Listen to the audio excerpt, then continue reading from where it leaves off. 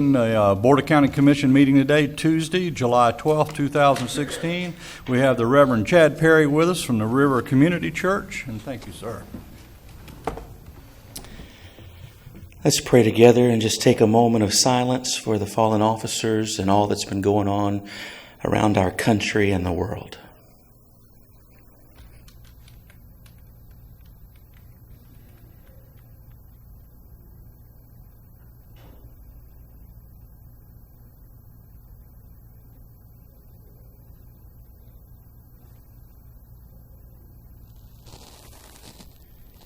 Father God, we love you, and we thank you for your love for us, Lord.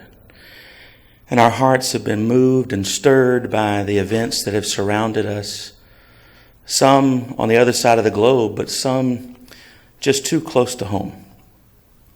And Father, we do pray for all of the first responders, the ones who often find themselves in harm's way. We pray for them. We pray for the families of the ones who have fallen. We pray for the ones that continue to serve in very interesting and diverse and severe circumstances. Father, give them the wisdom that they need and the courage that they need to continue to protect and serve and take care of the people of our great nation, our cities, our counties. Father, keep them safe. And Father, grant us the wisdom that we need to continue to govern, and not to govern out of some reaction, but out of our heart, our true relationship with you, out of the need for unity and love, and instead of being divisive or any of those other things that are just not of you. So Lord, give us the courage to lead in such a way that would be in agreement with your word, in agreement with your spirit. Father, that love would abound and begin to heal the hearts of men. In your word, it often begins with something called repentance, with something where we take responsibility for the actions that maybe we've done that weren't so good. And so, Lord, move upon our hearts that we would take responsibility, that we would literally stand up for the things that maybe we did wrong and say, hey, we messed up. Let's start over. Father, unify our country, unify our county, Lord, in each city, municipality, that we would want to honor you and serve you, that you would have your way in the hearts and lives of your people, and it would be a better place. Thank you, Lord, for the blessing of living here. Thank you for the blessing, Lord, that is Putnam County. Have your way. Work in us and through us for your glory and honor, in the precious name of Jesus Christ, our Lord and Savior. Amen. Amen. Thank you, Rev. Commissioner Harris will lead us in the pledge. I pledge allegiance to the flag of the United States of America and to the republic for which it stands, one nation, under God, indivisible, with liberty and justice for all. All right. Good morning to everyone again. Good morning. Commissioners, 2 on the agenda is the minutes from our previous meeting on June 28th. I'll entertain a motion. So moved. Second. Yeah, motion and second. All in favor signify by saying aye. Aye. Opposed, like sign, it carries. All right, number 3, any blue cards this morning, Tony? Public comment cards? Don't see anybody wishing for to speak at public comment. Now's your time. Please come up. Good morning, Mr. Spells. Good morning. John Spells, 106 Citrus Lane. I'm kind of cool off this morning after that meeting I went to the other day. But, you know, I kind of feel like the commissioner has been lying to the citizens about the Dog Branch Canal. We done heard the excuse that water management wouldn't let you clean it out. Then, Miss Nancy, you told Mr. Kmore that because of him, you couldn't get no more money to clean it out. But now that you got the money, y'all done went and found someone to say that it wasn't worth cleaning out. But I also overheard when Mr. Palacia mentioned about cleaning a ditch through a cow pasture, he just about got an outstanding ovation on that. And you know, for the longest me and Mr. Camo been coming here trying to get that ditch clean, that, you know, it's kind of sad that we rode the back seat on the bus, but now you done took and hook a trailer to it and put us on the very back end of that there. Mr. Flagg, you said yourself that you were going to do something about getting that ditch cleaned out when you met with me and Mr. Camo there. But, you know, it seemed like everybody keep kicking the can every time I would ask. Recently, I asked what was the outgoing on it. The guy was saying that they was trying to get the citizens to sign to actually be able to have permission to clean the ditch. But when I go to the meeting the other day, somebody done pulled the rabbit out of their hat and said that the ditch wasn't worth cleaning out. But if that's the case, why would you go over there and clean the ditches in the field and really don't give a darn about the citizen where the water's ending up? And you know, the thing that really bothers me, if you're not going to clean the ditch, what happened to the money that was sent for cleaning the ditch? The only money we received, Mr. Spells, was for the study, the engineering of cleaning the ditch if possible. It's found to be in the 100-year floodplain, therefore it's low, and you can't do anything with it if it's in the 100-year floodplain. Other than that, we have a report from Ayers and Associates I'd be glad to give you, and you sound like you've concluded on what you feel, but you can read their professional opinion if you like.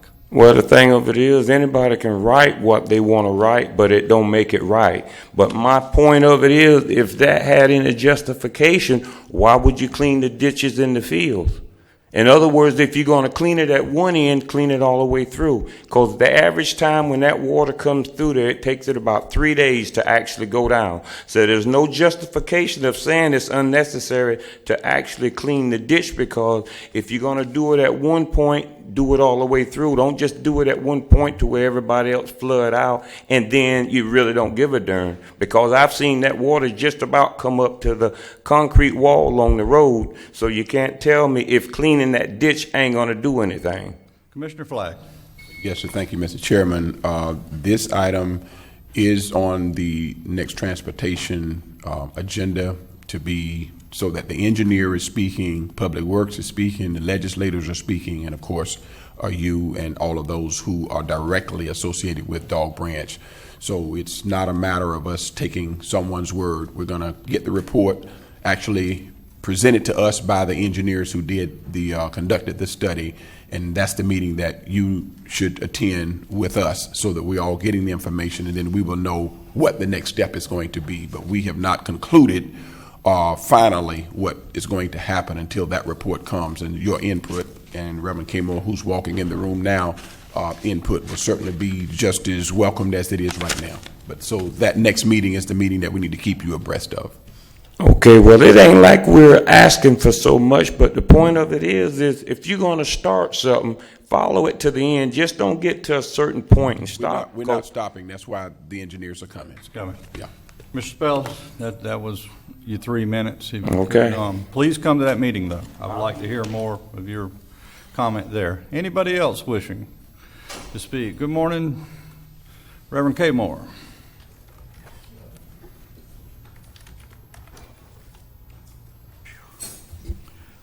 Leroy Camo, 117 Gladys Avenue, East Palatka, Florida.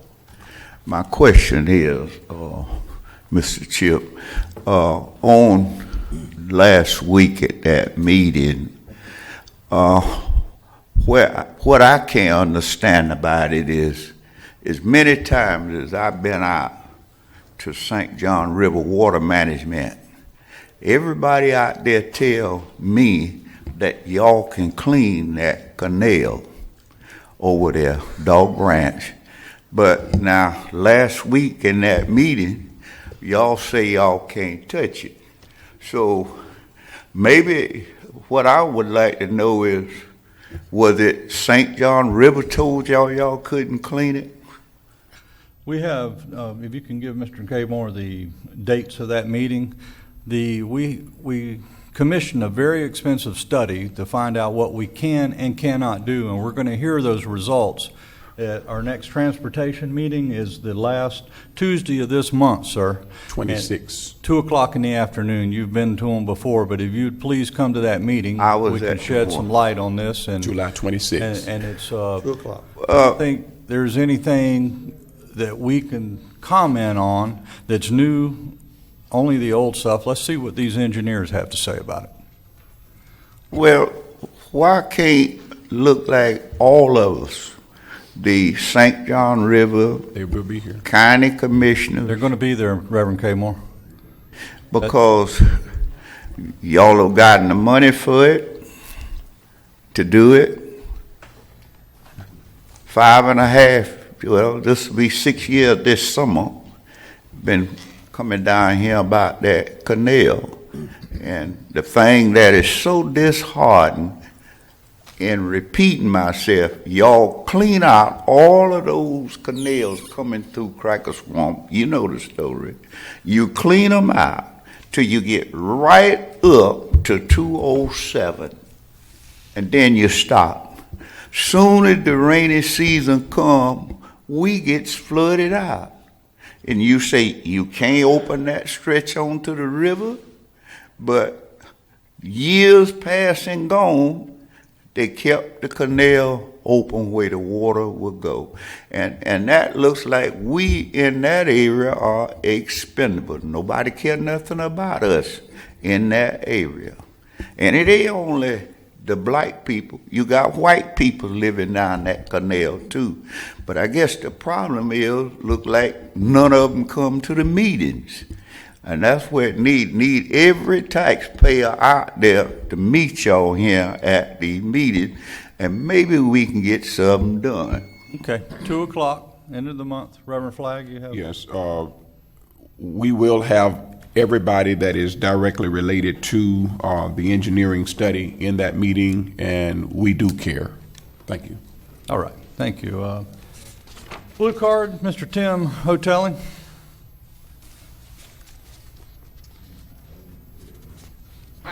Good morning. Normally I just get up here and run off, but I actually wrote some stuff down, so you're going to have to bear with me.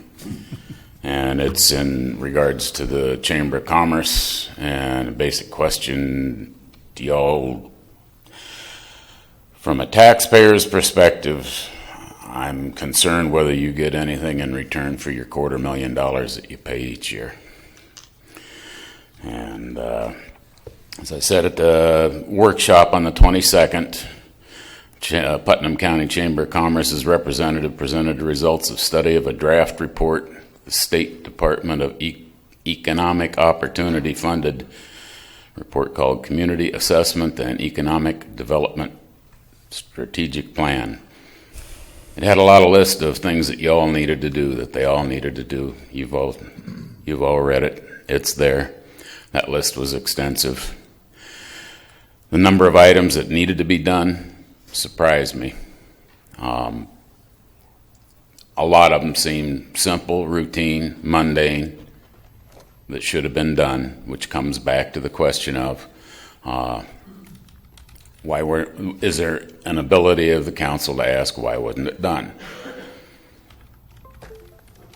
I'm sorry if I'm putting anybody to sleep, but we'll go right ahead.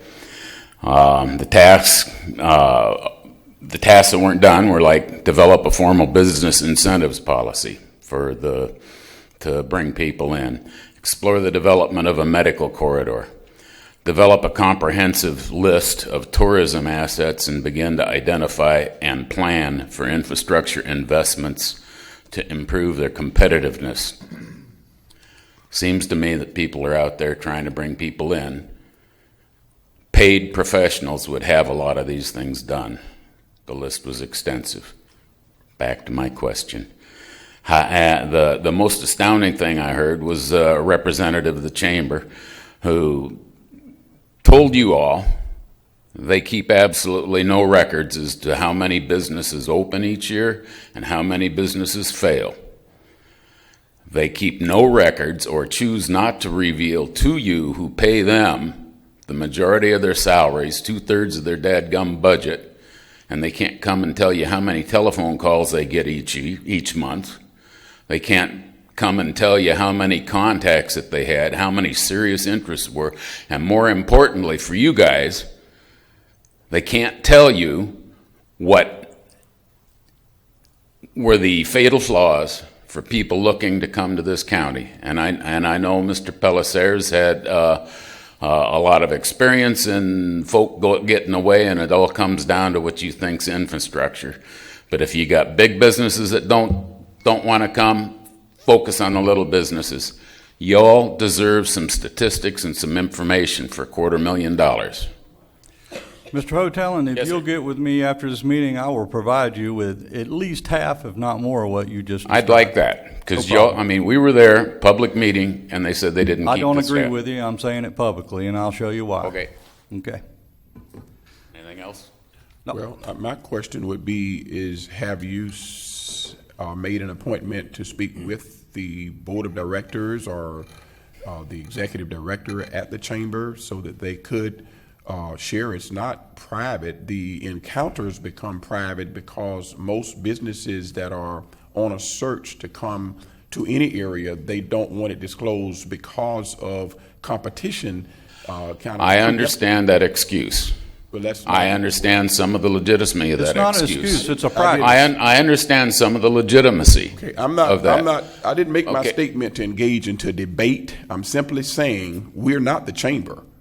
We do get the reports. We get quarterly reports there from the chamber, and everything can be strengthened. What we do can be better. What they do can be better. But I think that the forum, especially if you were going to raise the issue of the chamber, it would have been nice if you could have said to them, I'm going to raise I'm going to talk about you in the public meeting, and they could have been here. That's all I'm I saying. did when he was there, and I'm just responding to what he told you. And if he told you then something that is in error, he should be here to tell you now. I think it's the interpretation of what he told us. Thank you. No, Carl. Okay, anybody else for public comment? Now's your time. All right, seeing none, we're going to move to the the consent agenda. Mr. Smith, you want to go at this point? All right.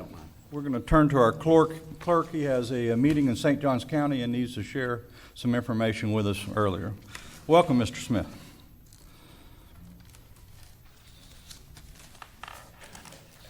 Thank you, Mr. Chairman. I wanted to take just a minute and tell you about a program that the Putnam County Clerk of Court's office has launched. We actually launched it in May of this year. We did a soft launch so we could have a few people look at it, go online, look at the registration for this. But this is a program called Tri-Shield, and actually, Mr. Hoteling and I had a conversation about this about 6 months ago. He sent me an article from a paper in New York where a woman had her property stolen out from under her by fraudulent recording of documents in the official records. And we had already been aware of this as the clerks around the state and as the recorder for the county, and our responsibility to protect public documents in the official records of what could we do to try to make this better. So I worked with a software company to develop this program for Putnam County. And what it is an individual can go online through our website. It's an easy process. You register your name that you want us to monitor. So if you use your full name for documents, you would register that name, or if you use a name like I do sometimes, it's just Tim Smith. And however you generally have your documents registered, you then register that with us, and then what we do is we monitor that name electronically. So if any document gets recorded in the official records that matches that name, we send you a notification that day and just simply say that a document was recorded that matched the name that you registered for with us to monitor. And then you can go online to our system and you can actually view the document. It could be a legitimate document, but it could also be a fraudulent document where someone is trying to scam you out of your possessions. And in the case that Mr. Hoteling talked to me about, it was a lady that had a property that had gone through foreclosure and was not monitored on a daily basis with someone living there. And these folks recorded a fraudulent deed in their name, then turned around and listed the property and sold it. And now, the reality is you can undo those things if something fraudulently has happened, but it's kind of like when someone steals your identity. It takes you years to recover from it. And so this system that we've installed and have now up and running lets us monitor your name for you. And the good part of it is it doesn't cost you anything.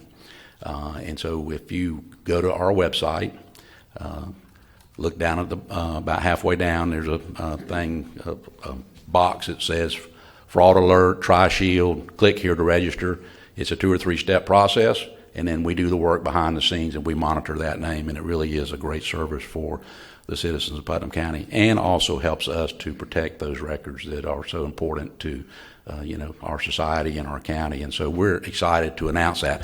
And I handed out brochures to most people, but I'm going to put some over here on the corner, so if anyone didn't get one, take a look at it and take advantage of this service that we're offering. And thank you for the time, Mr. Chairman. Tim, where else might they find those pamphlets around the community? Well, they're online right now, and we're just now starting to get these out. We've gone through our beta testing of the site to make sure that it's easy to use, and it is. And so over the summer, I'm going to be out to civic clubs and homeowners groups and talking about this program that's available and get the word out.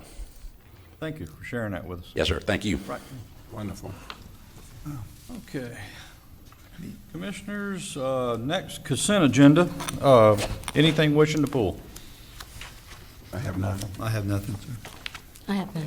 Commissioner Harris? So move that we approve the consent agenda. Motion on the floor? Second. Second. Any further discussion? Hearing none, all in favor signify by saying aye. Aye. Aye, opposed, like sign, it carries. Thank you, Commissioners. Let's take just a moment to get caught up here with our papers. 25. Mr. Salmons, you're next.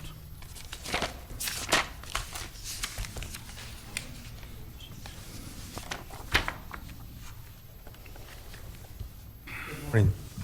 Good morning. First case is 2010-00626, 115 Easy Street, Rosemary and Frederick Ralston. This is a fine reduction request. The type of violation was an unsafe mobile home. The property was abated by the county after 4 years of going through the process. I won't read all this stuff in here, but basically the Ralstons bought this property from a person who had bought the tax deed sale. Those people didn't disclose the fact that there were fines and liens. At the special magistrate meeting, we had a discussion concerning this, and staff had recommended that the fine be reduced from $28,550 for the daily fine and $1,450 for the abatement cost, to a total of $2,500 if it's paid with 180 days of Board of County Commissioner action. The special magistrate concurred with that recommendation. Any Is questions? Mr. and Mrs. Ralston with us today? I don't think so. Okay. But they were present at the special magistrate? No, they were not. They were not. Okay. Commissioners? Mr. Chairman, Yes. Mr. Salmons, our total cost here was $3,589, and we're taking another $1,000 hit on this. Is that $3,589 due to all the new owner fines, or is that just the total cost that we've got into it? The people that own it now have never been involved with the case when it was in violation. Yes, the county does have, which the number that you mentioned. Excuse me. We felt that the person who bought the property from the tax deed should have disclosed the thing, but a lot of people don't do that, even though they're supposed to. These people were like deer in the headlights. They just signed whatever was ever put in front of them. So we decided at the special magistrate meeting that we would try to defray at least some of the extra costs that they got stuck with. Thank you, sir. Thank you, Mr. Chairman. Mr. Salmons and Mr. Smith, this has occurred many, many times over a lot of years now. Is there any way we could fix this at the site of the sale, at the tax deed sale? Well, the tax collector, I don't want to speak for Tim, but they do a title search so that whoever's buying it on tax deed sale knows the information that's there, and for the most part, those people, when they buy it on tax deed, are buying it to do something with it. We have several corporations now that don't do that. They buy them and then they flip them without doing anything, and those are the ones that are causing the issues. And I don't know of a way to fix that. If people don't read the stuff they sign. You've shared this with us before, but that's still occurring? These Yes. big buys from the Yes. LLCs Yes. operating? Yeah, but the reality is that even through a tax deed sale, government liens are not wiped off of a piece of property through a tax deed process. Those remain with the property. So it could be an IRS lien, it could be a code enforcement lien, it could be others, and those stay with the property. But it's still the responsibility of the buyer to do their research.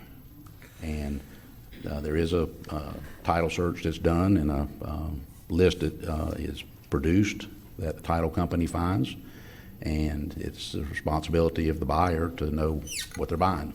And at the tax deed sale, the statement that we read at the beginning of the sale is to remind them it's your responsibility to see if there are any other taxes due. And so, you know, you can only do so much, and it's still the responsibility of the buyer to do that. Mr. My Chair. concern, I guess, is Commissioner Harris. You I know was a just lot going to about this. say, you should never buy a piece of property without title insurance. It should be just a regular rule. You need to check out what you're getting. And if people would just do that, they would be protected because it's on the public record. And that's how we get protected. Commissioner Flagg. Yeah, if we continue to have what I call just individuals, and I mean corporations that are repeat offenders, let's give them some free publicity so that wherever their headquarters is and community, let's let them know that, this is what you do. This is the kind of corporation that you run.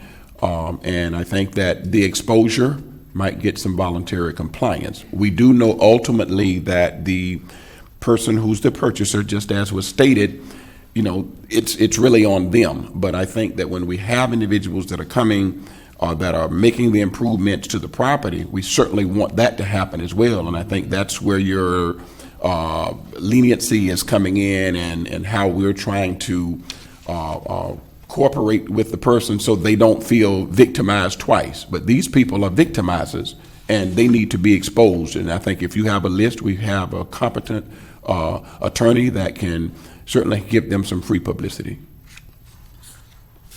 Go ahead, Mr. Smith. He's right on what I'm thinking. Well, but I also want to make sure that we understand that this is a relatively small number of tax deeds that get into this particular spot, that we move generally a couple of thousand a year that have no trouble at all, that people do their research, that the title search is done correctly, people know what they're buying, and they get resolved. So we shouldn't think that this is as a percentage, a huge issue.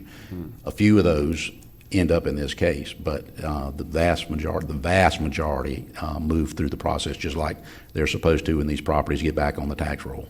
Well, let's be honest. The corporate buyers will bunch them up and flip them, as John says, throughout the year, and whatever's left over, they walk away, leaving them to go through the process again with more liens stacked on them, and that's what I'm trying to address here. I know it's a small percentage, but it really is a problem. I'm not sure what to do with it, but all right. If you ever, go ahead, Larry. I'm ready to make a motion if you're ready. Go ahead. Mr. Chairman, I'd like to make a motion to approve staff recommendation on case 2010-00626. Second. Motion and second. Further discussion? I have a little. If you ever see a window of light that we can inject something, maybe we lead the state in some procedure that could deal with this issue, because we can't be the only ones that occur that. All right. All in favor signify by saying aye. Aye. Opposed, like sign. Motion carries. Thank you. Mr. Sammons. The next case is 2015-0044-106 Fran Lane, Mike and Lori Gorski. This is a care premises issue. Type of violation took 1 year and 4 months to come into compliance. The Gorskis owned it the whole time. Staff has recommended that the $3,150 fine be reduced to $710 if it's paid within 90 days of Board of County Commissioner action. The $710 is based upon our formula that we do, the cost of doing business. Mr. Gorski, I believe, is here and would like to, he missed the Mr. Gorski, come on up, sir. special magistrate meeting because I wasn't aware that I was supposed to talk to him by email. So, but he and I talked yesterday, and he would like to present his case today. Okay. Mr. Gorski, if you would, state your name and address. Michael C. Gorski, 106 Fran Lane, Satsuma. Thank you, sir. Floor is yours. Yes, when I was found compliant in front of the special magistrate, I was advised by Patrick of Codes Enforcement that if I went along with things and just let the magistrate and go with what building and zoning said, that they would, just give me a fine reduction. All I had to do was ask, and that's all I said at the special magistrate. They told me afterwards to come back to the office, at which time we made the arrangement that that I was to get an email after they came up with costs, and likewise. I was also, from Patrick, told that the substantial reduction is generally about 10% or less of what your fine is. And that Brenda Gallows also went ahead and told me at the same time. We were supposed to have the meeting, but I never got an email for that or for the other special magistrate meeting. And they knew that I was going to be out of town. I work out of town. The only way to correspond with me is through my email because there was no way for me to get a certified letter or regular mail. They also had my phone number. So I was not informed of any of this until I got a letter saying that it's $710. I would just like them to keep their word and make it 10% or less of the fine. That's pretty cut and dry. Let's see what Mr. Salmon says. That's Is that a the- practice, 10%? No, we have for at least 2 or 3 years now, based upon discussions with you, the board, to figure out our cost and cover the cost. And then that's, Mr. Gorski, does this This is all part of- predate in the last few years, as he just stated? No, this is all current. And this is just part of the misinformation that the people at Building and Zoning give the normal public, the taxpaying citizens. I mean, I was originally told before the meter even started running about being non-compliant and all that, that if I donated 2 of the vehicles, the problem is solved. I'll be compliant. Well, I donated 2 vehicles, the Ford XLT and a 23-foot C-Ray, but it didn't go away. And all I'm asking you guys to do is knock off, a few $100. Mr. Chairman, I'd like for it to be disclosed who said donate what and what will go away. Yes, I can go ahead and, If you would, please. yes. I was running short on time from the special magistrate. I had a couple weeks, and I still hadn't been able to do anything with the vehicles. And so I called up to see if I could get an extension. What should I do? I asked them for advice. And the lady in the office, and it wasn't just a secretary, it was one of the people that, supposed to know what's going on. A code officer?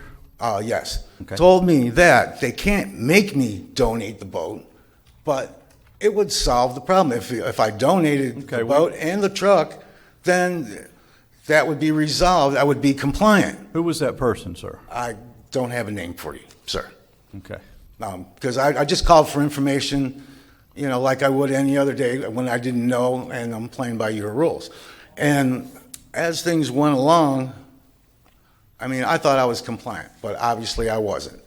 And as far as, if you have this thing that you say that you've got some special formula, then you need to tell Patrick, Code Enforcement, and you also need to tell Brenda Gallows not to say 10% or less, or it generally works out that way. Plain and simple. I mean, those are names, and that's straight from the horse's Hold it mouth. for just a minute there, Mr. Gorski. You said you didn't remember their names, and now No, you just this popped is two of them this on is us. later on. This is the 10% part. The donation part, I don't remember her name. Okay. And that was right before Christmas and all that. That's when But these two individuals indicated that 10% was They- normally the fee. They were speaking in roundabout terms, or 10% or less is 10% or less. Okay, They had to run some numbers, but 10% or less is 10% or less. Commissioner Flagg. Mr. Chairman, in the commentary, the analysis here, the grandfathered, the owners believed, and I'm reading from this, that they were grandfathered by Commissioners Eaton and Watts in the mid-'90s. Are you talking staff back in the '90s, or are you talking present staff? If you go, this is a totally different case. That case there went to bed back in '96, and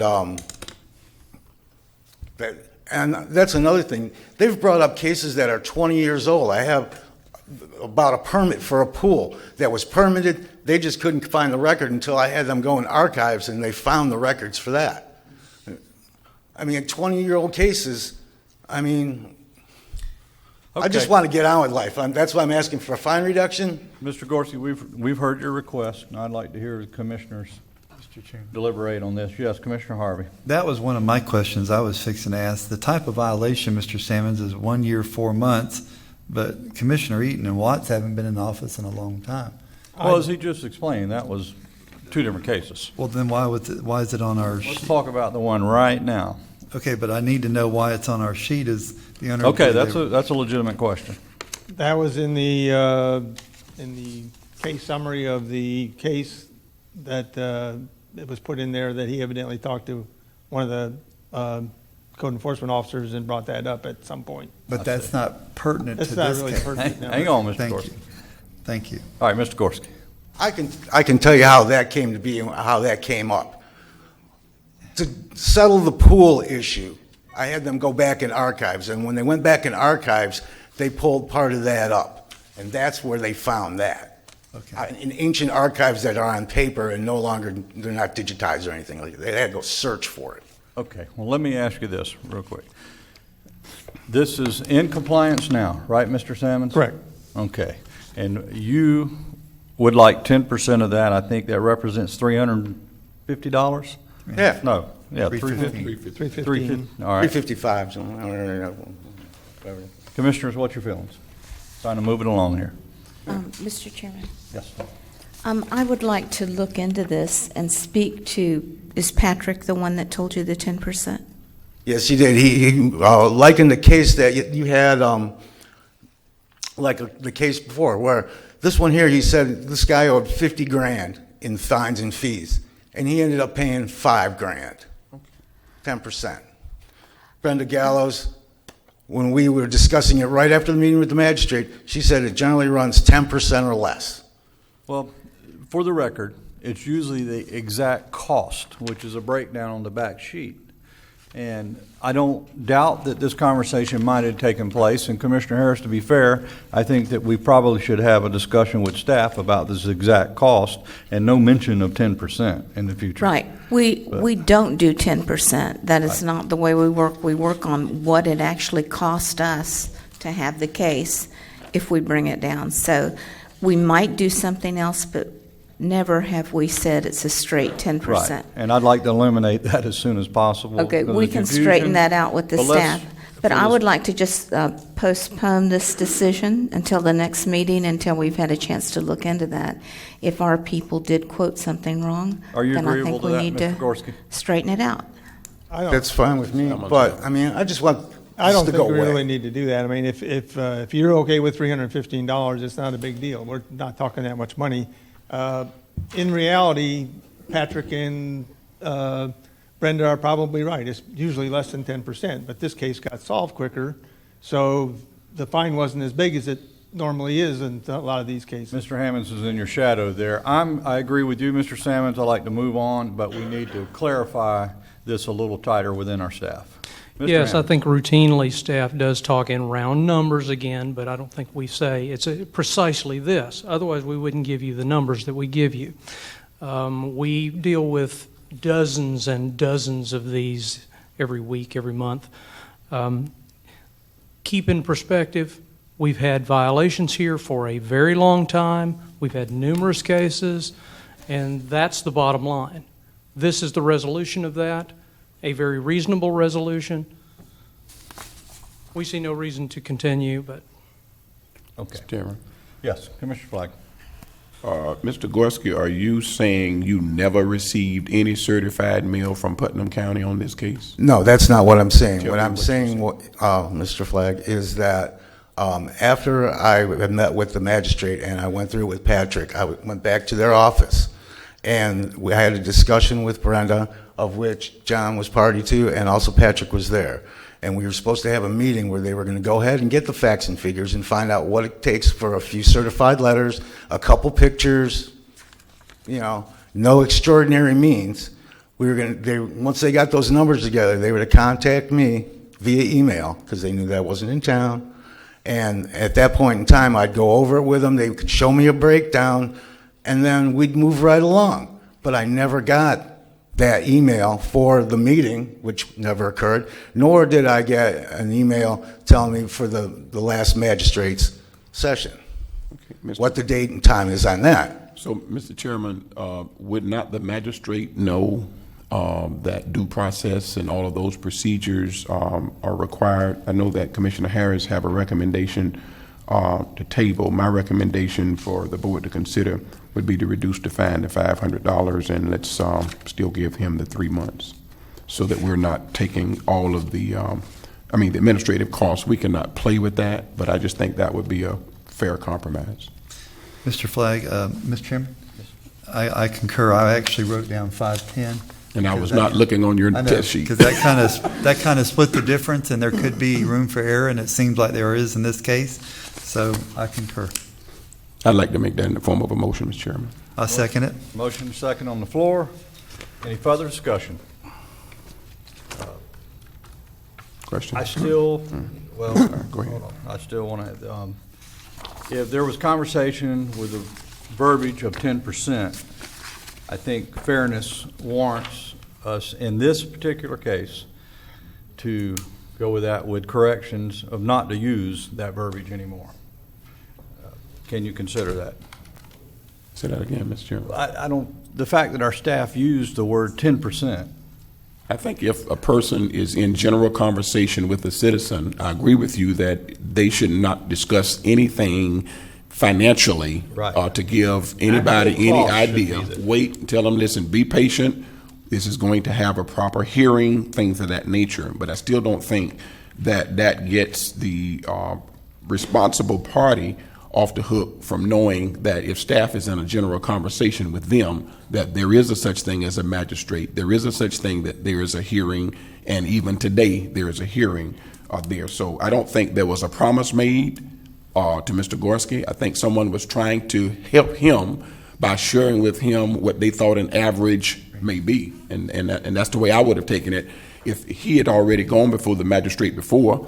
So he knew that part of the procedure, and he also knew that the magistrate had the jurisdictional authority to tell him what his ultimate fine would be. And I think we're being extremely generous and considerate. We're going to find out right now. Okay? Okay. All in favor signify by saying aye. Aye. Opposed? Aye. Okay. Carries. Sorry, Mr. Gorski, 4-1, $500. Thank you very much. All right, sir. Mr. The next case is another fine reduction request, 2015-00257. Actually, the next two are joined together. 114 Lynn Drive in Palaca, Jorge Perez. This dealt with pigs, cows, and junk on the property. It took a little over a year to get it resolved, and we actually, animal control went out and removed the pigs because they were in such bad condition. Staff is recommending that the $5,600 fine plus $100 administrative fee be reduced to $837 if it's paid within 180 days. The special magistrate concurred with that recommendation. Mr. Perez was not at the meeting. What about today? I have not seen. Perez? Okay. Commissioners? Comments? Mr. Sammons, is Yes. this place located out in Hollister? Yes. Okay. Because he's been doing this when I was a produce manager at Miller Enterprises out there. He's been collecting my produce and feeding his pigs Yeah, that's what he does. for a long time. Yep. That was the father. This is the son that's Right. dealing with this. Well, I think the father was mostly the reason, and the sons stepped up to the plate a little bit, but. What's your pleasure, board members? Mr. Chairman, I make a motion that we accept the special magistrate's recommendation. Motion on the floor? Second. Second. Any further discussion? All in favor signify by saying aye. Aye. Opposed, like sign. Pigs. More pigs. The other property that Mr. Perez owns, 116 Lynn Drive in Palaca, is also basically the same case, pigs without special use permit and junk and debris. He owned it the entire time. We're recommending that the fine on this property be reduced to $900 and So the moved. $550 fine plus Motion on the $100 floor? district fee. Second. Any further discussion? Hearing none, all in favor signify by saying aye. Aye. Opposed, like sign. Okay. The next two cases, if we can get them up on the board, now that we have two computers, I'm not sure how to do that, are requests for abatement. Sure it's going to work. Doesn't look like it. Anyways, this is a case that started in 2014 at 102 Crane Lane in Crescent City. Property was first seen on April 3rd, 2014. I won't go through the whole thing. It's an unsafe mobile home. Basically, it's been left to rot on the property, and staff is recommending approval to abate the property.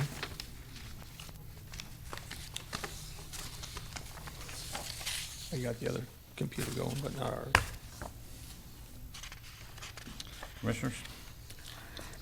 Mr. Chairman, I think one picture speaks 1,000 words, and that picture looks really bad. And I make a motion that we concur with the special magistrate and authorize the abatement. Second. Motion and a second. Any further discussion? Hearing none, all in favor signify by saying aye. Aye. Opposed, like sign. Thank you. Mr. Sammons. Next case. The next case is 2014-0435, 124 Possum Walk Road in Satsuma. Bruce Dodd is the owner. He actually got a permit. This is another unsafe mobile home. Mr. Dodd did get a permit, although he never did anything while he had the permit. But since that time, he has knocked the mobile home down and has piles of junk on the property. And it's overgrown, so we want to abate this property as well. So moved. Mr. Dodd is gone. He's somewhere, I don't know where he's at. Okay, a motion on the floor? Second. Second. Any further discussion? Hearing none, all in favor signify by saying aye. Aye. Carries. Okay, Brian's going to take over now. Okay. Brian, it's rare we get these items on the agenda. Can you give a little explanation of what we're doing here? Yes, these are essentially mistakes that the department has made. One of them is an old mistake having to do with bad information on a lien and having it recorded. The other one is, well, I'll get to that one in a moment. The first one involves a code case a code case that had a lien for fines and liens going back to 2003. Subsequently, we had to actually abate the property in 2006 and placed a lien on that. In both of these cases, when preparing the lien, or in this case, when preparing the lien, the document actually had one of three names misspelled, and the other two names or all three names were initials only. So you really couldn't identify who the parties in the lien were. And we have a basic problem, is that when liens are recorded, they're all cross-referenced in public records by name only. So if you've just got a bunch of initials there, it could be a whole bunch of different people. They are not recorded by or cross-referenced by parcel number. which is a real problem for us. And it's a real problem for the real estate community. But in this case, this property ultimately went to a tax deed sale, and the person who purchased that tax deed did their homework. The title search that was done in the tax deed process simply did not pick up the liens, which again is not surprising. And again, it's not the purchaser's fault here. You've got an innocent third party that purchased the tax deed. He did his homework, and again, we're requesting the release of that lien. It would have just been an accident, the way the lien was prepared, for it to have actually been picked up. Thank you. Any questions of Mr. Hammonds, Commissioners?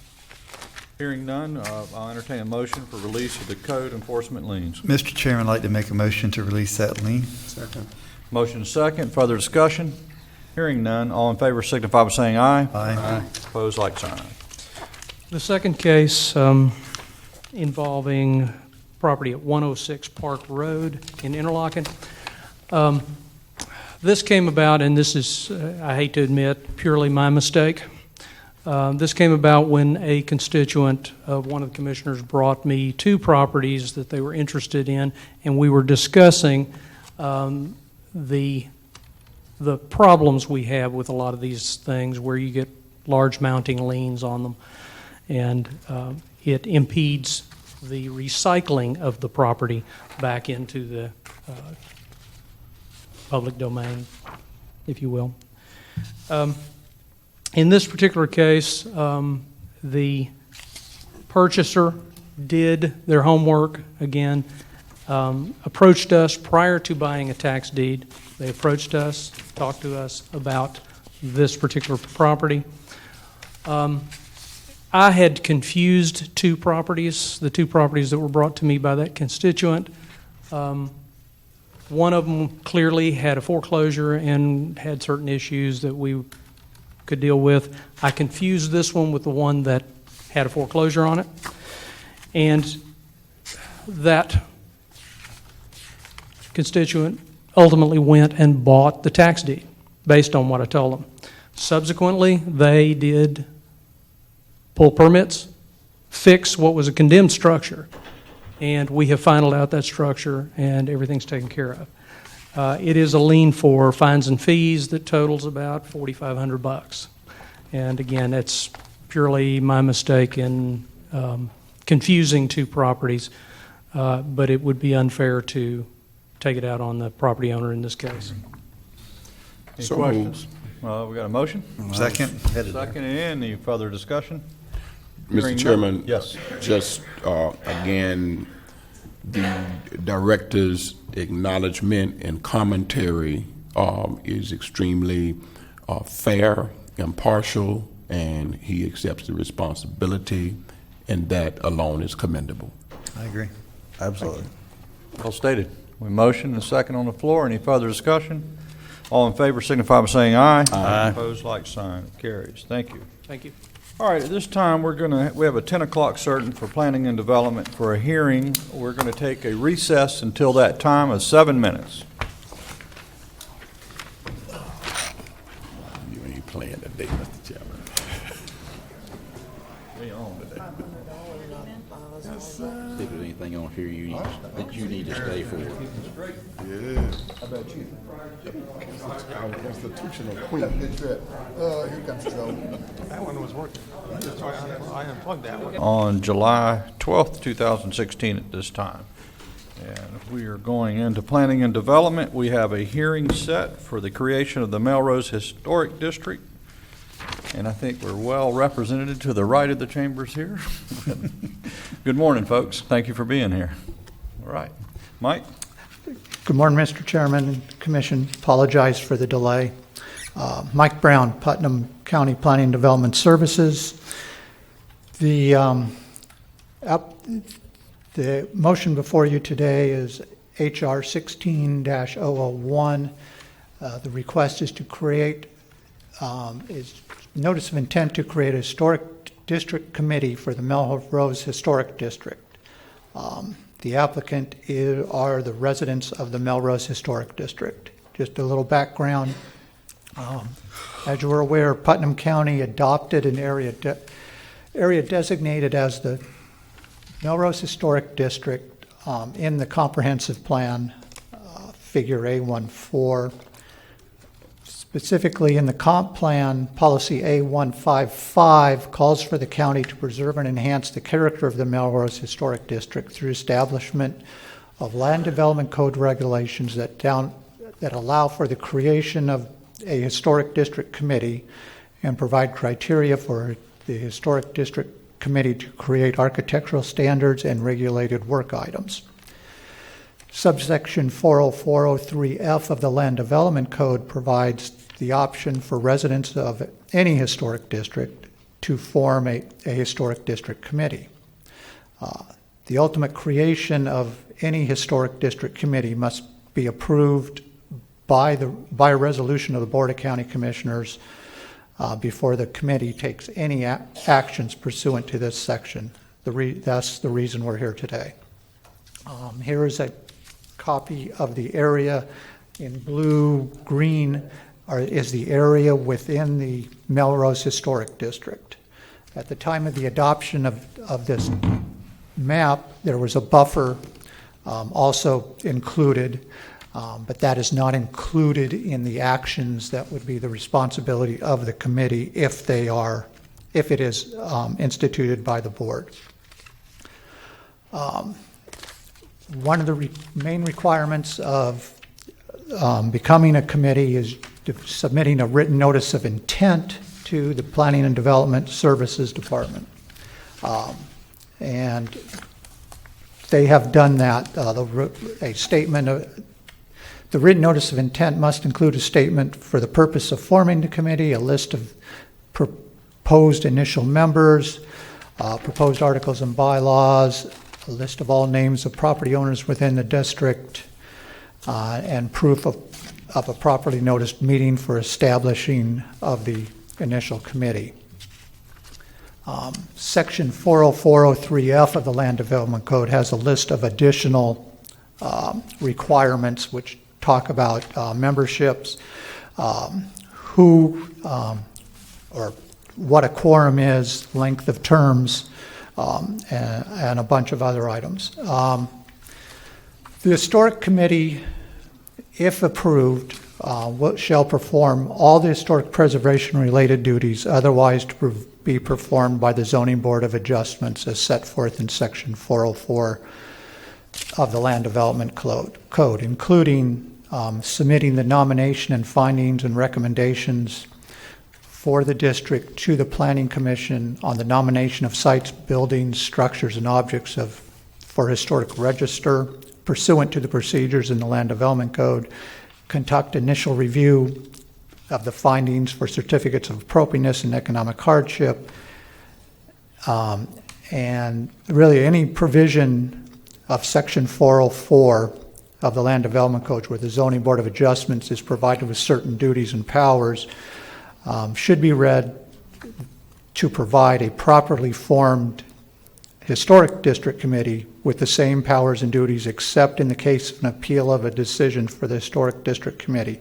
Any appeal by them still has to go before the Zoning Board of Adjustments, so there's some protection there. And I present you this just so you have an idea and everybody else has an idea of what the responsibilities of the historic district committee would be if you so decide to approve them. The Melrose Historic District is designated in the future land use map.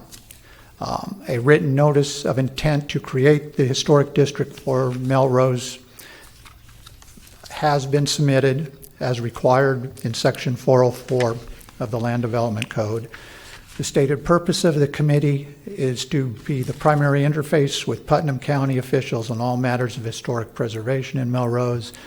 The name of the primary contact person was included as required, and it is Miss Linda Kemp, and she's here, and I'm sure she will speak to you today.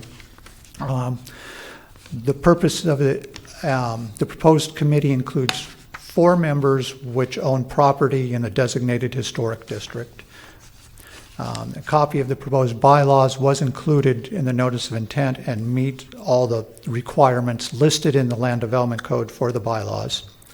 The notice of intent included a list of all the persons who own property within the Melrose Historic District, the most current mailing address and each parcel number, and included a list of all the, part of the responsibilities of the committee was to contact all the owners and give them an update that what their intention was to attempt to create the committee, and ask for their concurrent support, negative response, or otherwise. Of all they did send out the appropriate notice to all the landowners. 25 property owners responded indicating support for creation of the committee. There were no negative responses, and then there were 51 property owners who did not respond and therefore whose opinion is unknown. And those all are three requirements that are in the code, or the three options in the code, then the Land Development Code, that they are required to tell us what those numbers are. So they met that test and requirement in the code. The notice of intent included a notice of the meeting to establish the initial committee and minutes from that package, or minutes from that meeting. Staff finds that the notice of intent to create the committee includes the minimum requirements for the written notice as intended. Notice of intent to create the Historic District Committee set forth in paragraph 40403F4 of the Land Development Code. In addition, the proposal to create the Historic Committee meets the membership and other requirements set forth in section 40403F of the Land Development Code for such committee. Planning Commission at its June 8th, 2016 meeting unanimously recommended approval of the request to create the Historic Committee for the Melrose Historic District. Staff recommends adoption of the attached ordinance, which is included in your package, for the creation of the Melrose Historic District Committee. Any questions of staff at this point? There was a lot there, I know. I'll start on my right with Commissioner Harvey. Thank you, Mr. Chairman. Mr. Brown, thank you so much, and I do want to say it's been a pleasure working with you and the citizens of Melrose area on this. I have a few concerns, and I'll just kind of take them in order. I contacted the attorney about a situation, and I think this will be for you, Mr. Manning, more than you, Mr. Brown. The documents you sent me said the committee had to operate in the sunshine, if I remember reading that, but I don't remember reading it in the documents you sent me, that the committee, and do they realize that they cannot speak to each other after this moment? No, well, I may not have had it in the write-up. It is a requirement in the code, and in the ordinance, the draft ordinance, that is also included as a requirement in the ordinance. So they'll be operating the same as we are, so exactly. You cannot talk to yourselves, period. You can have a conversation with yourself, but not with your neighbor. Right. Go ahead. I'm sorry. That's a broad statement, Commissioner Harvey. I mean, well, on the subject of Melrose Historic District. Concerning Melrose Historic District. The other concern I have, and is the structure, this comes from the Melrose Preservation Society, but we're asked to approve the Melrose Historical District Committee. And what's the structure there? The society, let me start over. The district committee will operate in and of itself with no direct formal responsibility to the society. Yeah. Okay, so it's going to be a separate. They deal with their issues as it's laid out in the code, and they have those responsibilities. That Historic Melrose group does not have any say or authority over this committee. Okay. Now, I will tell you, and you probably are aware, there is some crossover on membership. Right. But two separate committees, basically. Two separate committees. Two separate entities. Okay, Mr. Chairman, just two more.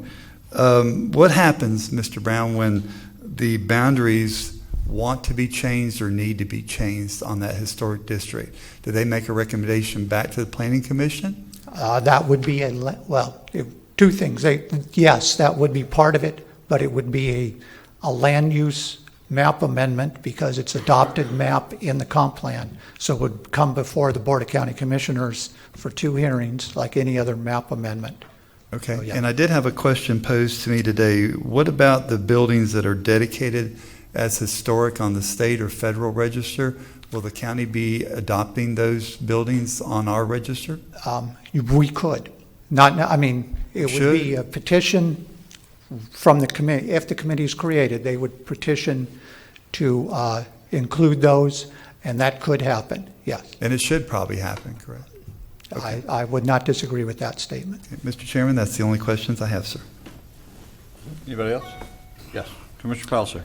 Mr. Brown, having never done one of these and having no experience in it, is there a generic, basic format for laying out one of these historic districts?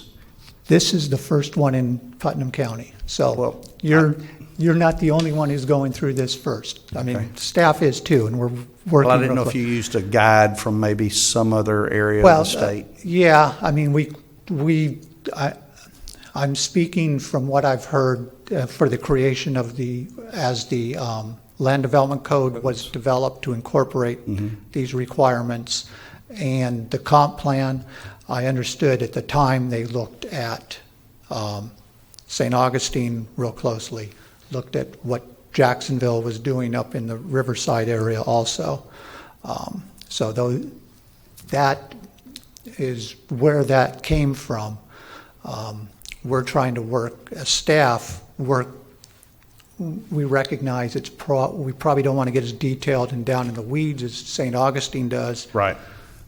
So we're trying to work with the group out there and be flexible and make something that works for everybody, the county, the citizens of the district, and other interested. I don't know if that answers your story, but it answers your question. It does sort of, kind of, as best you can with it. But I guess my follow-up, and that's probably a moot point, was: is there anything that's unique about this that might stand out as something that we would be want to be particularly knowledgeable of that is a little different maybe from something done elsewhere? And I like you said, I agree St. Augustine's would be way more stringent and tight than this would be. Yeah, I don't foresee anything at this point, or I'm not aware of anything at this point. Thank you. Okay, I have a couple ethics training concerned to the Sunshine Law Commissioner Harvey just spoke of. Is it a requirement here? It's not necessarily a requirement. I've been trying to work with the initial committee and the members as they created to get to this point. And although specifically the code says county staff will not staff that committee, so they're responsible for their own staffing and everything. I'll continue to work with them. If you could, one of the things will be giving them information just on Sunshine. a review of the Sunshine Law will help them stay out of trouble. Yeah. And then the other thing, what prompted this overlay, we got 2 different committees here, or I'll call them that for conversation's sake right now, but your concern was over big box stores and the retail corridor, 21 and 26 particularly, that started all this. But I noticed this overlay only takes in the residential portion of Melrose. So is there any intent to expand those boundaries, or is the Historic Society the ones that are creating the overlay for the business district? They're going to have to answer their ideas for expansion. I know right now the map as it stands is what's covered, would be covered by the committee if the committee is created.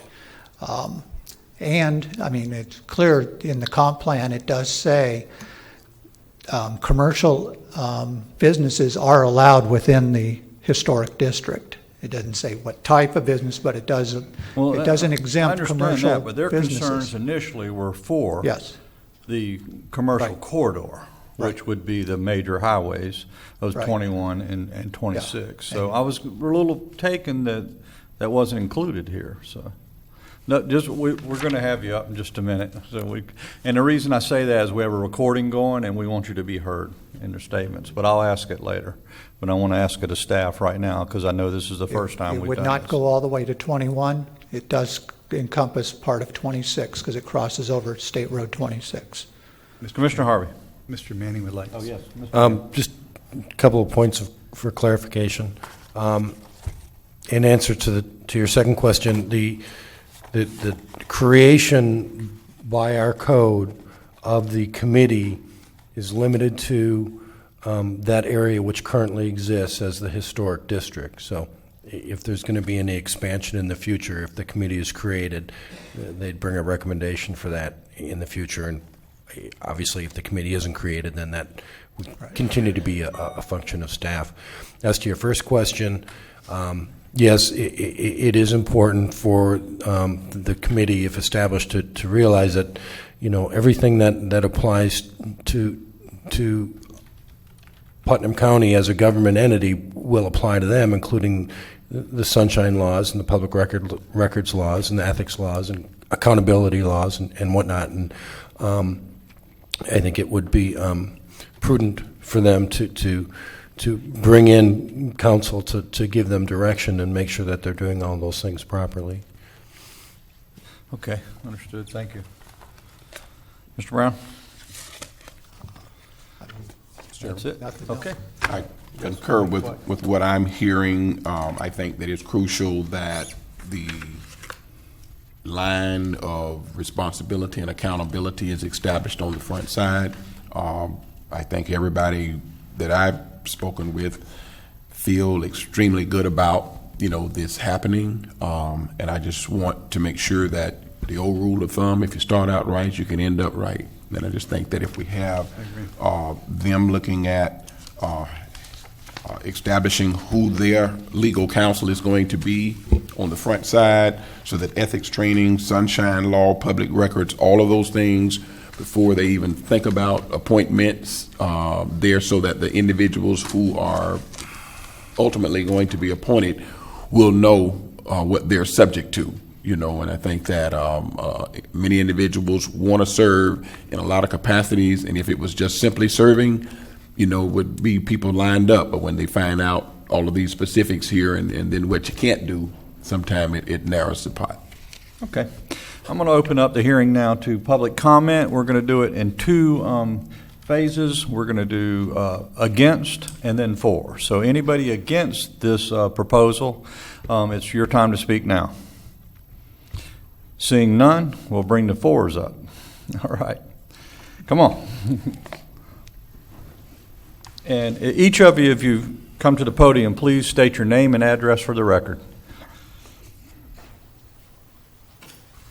Mr. Chairman, while she's coming, we do also have the testimony from the planning board, and if they want to just pretty much say that there's nothing changed from what they've said on record already, then that's also acceptable. We can do that.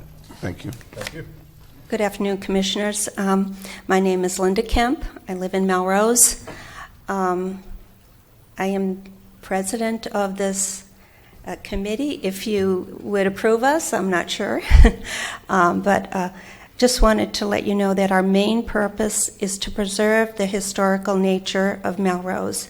We're not looking to address commercial zoning or anything like that, except if they were in the historic district.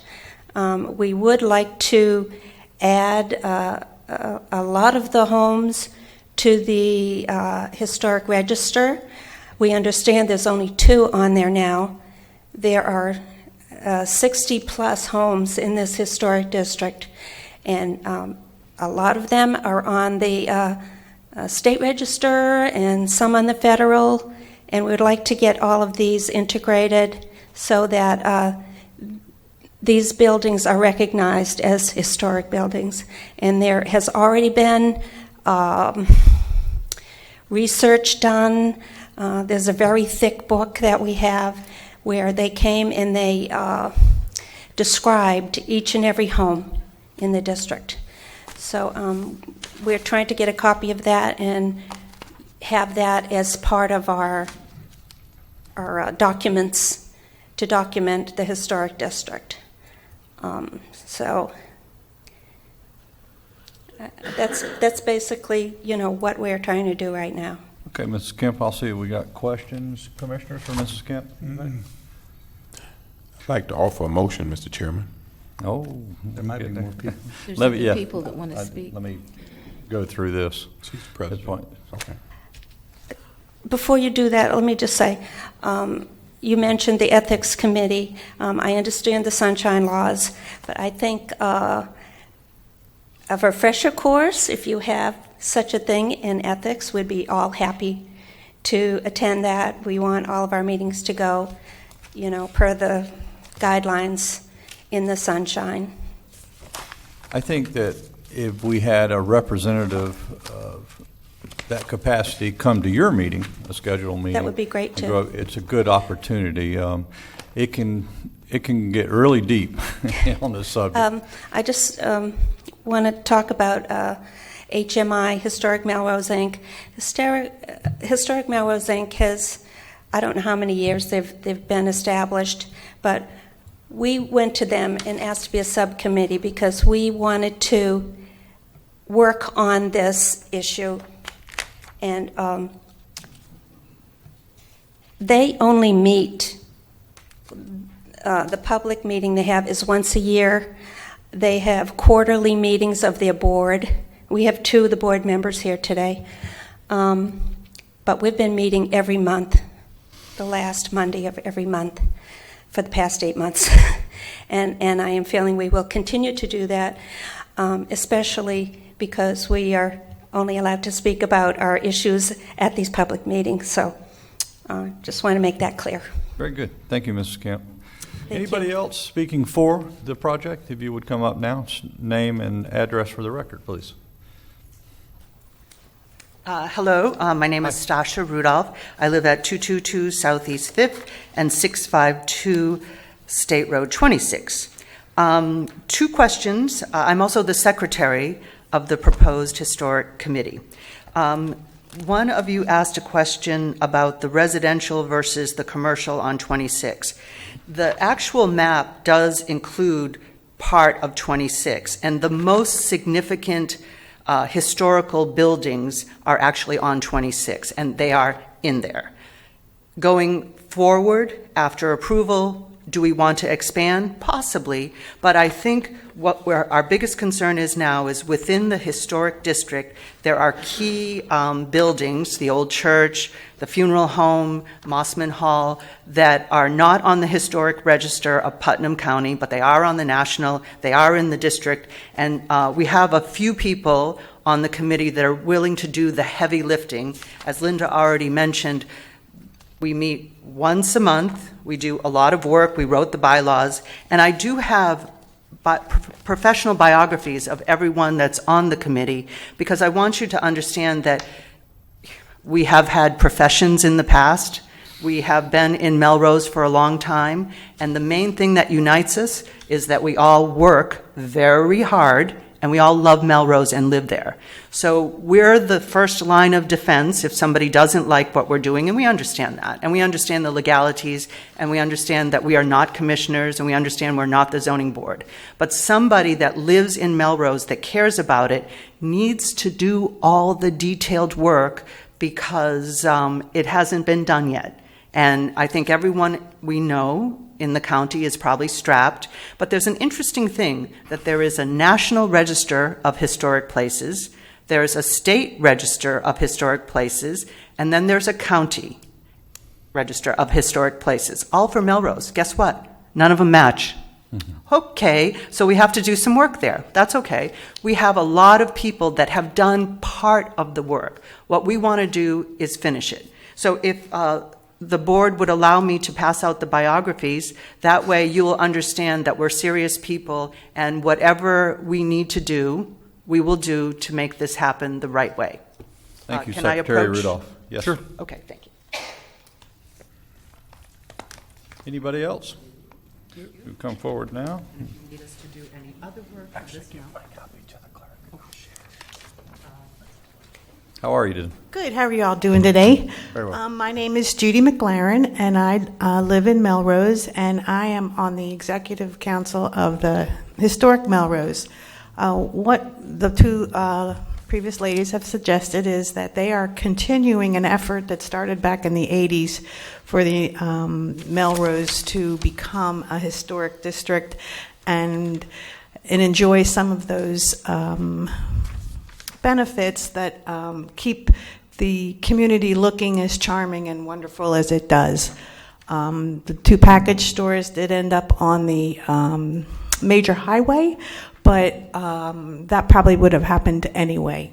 So we took it as a clue that we needed to move forward and really establish that which would benefit Melrose, and it is a historic town. The other application that we have pending is in Alachua County for our rural designation. So these two things are working hand in hand, and we need different people doing one side, other people doing the other side. Most of the people here are doing both sides. So please forward this. This application would be a benefit to Putnam County, because then we can create a bigger tourist attraction, if you want, with all of the proposed new people coming into the area. So this is supported by the Historic Commission, or HMI as it says, but there's only a few people in that, and they are been on the county or in the commission for a long time, and the new blood has arrived. So please do pass this forward. Appreciate it. Thanks. Thank you, Ms. McLaren. Anybody else? Yes, ma'am.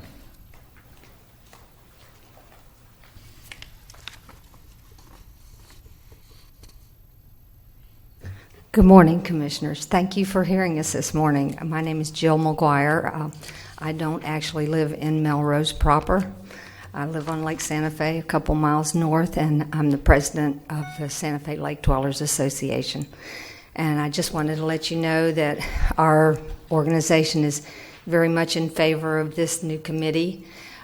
We feel like it can help us reach across with the board and get better protections for our wonderful historic town of Melrose. My daughter went through Melrose School, a historic structure, and we, as lake dwellers, we recognize Melrose as the hub of Lake Santa Fe with its wonderful history. So we feel like this is very much necessary to and past due. So we ask for your approval. Thank you so much. Thank you for your commitment, Ms. McGuire. Anybody else? Seeing none? Mr. Chairman. We're going to go to Commissioner deliberation, and we'll start off with you, Commissioner Harvey. Thank you, Mr. Chairman. Yes, sir. I just really want to say, since I got here, it's been a pleasure working with this group. Commissioner Ken Cornell from Gainesville, from Alachua County, and as you've probably heard me say many times, we meet out there in Melrose, usually the last Monday of each month, with Clay County and also Bradford County. And Ken has really took the bull by the horns on this, on the Alachua County side. And it's just been a pleasure to work out there, and I just want to make that a public statement real quick. Thank you, Mr. Chairman. Other comments? Commissioner Yeah. Harris. I want to congratulate you all for all stepping forward and being the leaders and getting it done. And I'm really glad to see you come forward, all of you, and make this a reality. So thank you for doing that. And if you're ready for a motion, I'll be glad to make one, unless anyone else I just has want to make the statement. Many famous people have found their way to this historic town in Florida. Yeah. My favorite is a picture of Cassius Clay at Chapini's on the wall. How did he get to Melrose? He really did. But this is great. Not by the interstate, let me assure No, he did. But he actually went fishing there. And, I thought that was pretty cool. Will you give me the honors of making the motion, please? Certainly. Thank you so much. I'd like to move adoption of this resolution to create a historic district committee for the charming Melrose Historic District. I'd like to second that. What elegance. Do we have a second? You got a Second second that, from yes. the commissioner? Any further discussion? Hearing none, all in favor signify by saying aye. Aye. Opposed? That was the loudest aye we got all morning. Congratulations. You did that very well. All right. Moving on with the agenda. All right, next item is plat vacation 16002. This one should look a little familiar. The applicant is the Board of Trustees of the Internal Improvement Trust Fund. This is for a partial vacation of the Florida Park subdivision. As you remember, probably 2 months ago, you did a partial vacation of, I think it was 6 lots that Charles Alford owned within the same subdivision. The majority of the subdivision is owned by the state. They realized after the previous plat vacation, they had never vacated their portion of the plat. So they have requested to vacate their portion of the plat, including the roads. Just for background information, the Florida Park subdivision was platted and recorded back in October 13th, 1925. Blocks and roads have not been developed or utilized in the fashion they were depicted in the 1925 survey. The portion of the plat subject to the request is owned by the applicant, and the parcels all the parcels and roads are designated Ag 2 on the future land use map with Ag zoning. Here's clearly an idea of an aerial. You can see nothing is developed. The vacated area is that highlighted in cross-hatched in red, and that's all that the state owns. Future land use is primarily conservation. That has been changed. The portions that the state own is all conservation, part of the Cross Florida Greenways.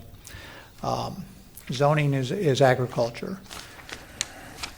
Pursuant to the Land Development Code, plat vacation needs to be initiated by the property owner, which this one is. The County Commission will hold a public hearing, consider whether and determine whether the request to vacate is consistent with the comp plan, is in the public interest, and there's no substantial interference with vested property rights. The final order vacating the plat, if approved, will be recorded in the official records of Putnam County. And if approved, the vacating all streets and right-of-ways will become that have not become necessarily for use by the traveling public will be vacated. The property will be returned to acreage, and any future development will be consistent with the comp plan and land development regulations. Staff finds that the Florida Park subdivision meets the definition of antiquated subdivision set forth in 163, 3164, 5 of the Florida statutes. The county comp plan calls for the county to reduce the number of platted lots and antiquated subdivision. The lots as platted do not meet the requirements of Ag 2, future land use, and do not comply with the current code requirements of the Ag zoning district. Vacation of the parcels would not interfere with any vested property rights, and the request to vacate the portion of the Florida Park subdivision is consistent with the comp plan and is in the public interest. Staff recommends approval of the request to vacate all of the Florida Park subdivision except Block 1, lots 21 to 30, including Block 2, lots 21 to 26, lots 34 and 35, Block 5, lots 31 through 35, including Block 6, lots 7, 8, and that portion of Cayuga Avenue from County Road 310 south to the south line of Lot 24, Block 2, is shown on Map Book 3, page 20 of the public records from Putnam County as stated in the attached resolution, and return all that property to acreage. Any questions of staff at this point? Okay, questions, Commissioner, starting on my left this time. Commissioner Harris? Sorry. I don't. I don't have any questions. I think it's a good idea. We've been needing to get rid of some of these plats for a long time, and it saves a lot of problems for our county and money and responsibilities we might have with an undeveloped subdivision. That's correct. Commissioner Flagg? Mr. Chairman, Commissioner Harris said exactly what I was going to say. Stole your thunder. Times 3. Commissioner Harvey? Okay, thank you, Mr. Chairman. Mr. Brown, does this clean up that entire area? Is this the last? There is one property owner that owns two parcels, maybe three. There may be 3 or 4 lots within there, and that is why we're keep maintaining a portion of Cayuga Road, because that runs along his property. He's chosen not to vacate his portion. Okay. So other than that, yes. That was going to be my next question, is why are we excluding off of Cayuga Avenue? But you've got one landowner out there that hasn't wanted to vacate his parcel because yet. That individual has not chosen to vacate, and we have to maintain access to his parcel. But after that, if he ever does, then this will clean that whole area up. Yeah. Good. Yeah. That's it, Mr. Chairman. Thank you very much. Has he given any reason for his unwillingness to? I don't know. I mean, a vestiture would be very hard. Yes. Mr. Chairman, if I could, I'm looking at the map and the legal description. The recommendation is to vacate all of Florida Park, SD, and then it accepts out a number of blocks in Perrins. But after the Perrins, then it goes on, and EX Hibiscus Palaca / Ocala Highway, also known as County Road 310, and a portion of, how's that pronounced? Cayuga. Cayuga Avenue. Cayuga Avenue, yeah. From County Road 310 south to the south line of Lot 24, Block 2. That's included in what's being vacated the way this is written. It's not accepted out. Then,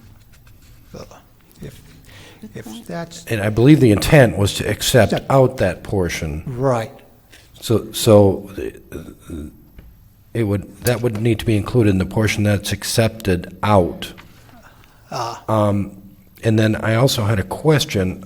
Looking at the map, there's a couple of other parcels that are highlighted in bold. Are those parcels not included? They're not included in this because they were vacated 2 months ago. Okay. So they were not included in the description for this vacation. Okay, so I think what we need to do is in the actual motion, I think this needs to be revised to accept out that portion of Cayuga? Yeah, Cayuga Avenue. Okay. That's indicated here on the map. All right, yeah, that was my mistake on. It's okay. We found it. Good job, Mr. Manning. All right, this is a public hearing where we will open it up to the public at this point, and we'll do the same format. Anybody to speak against this would be your time at the podium. Seeing none, we'll go to 4. Seeing none, there's no representatives here that I see, is there? Mr. Brown. Okay, we'll go to Commissioner deliberation, starting on my left again. I think I've expressed my opinion already. Okay. Express my opinion. All right. Same. Anybody? Yes, sir. All right, I'll entertain a motion. So move. Motion on the floor. Well, I think we need to clarify.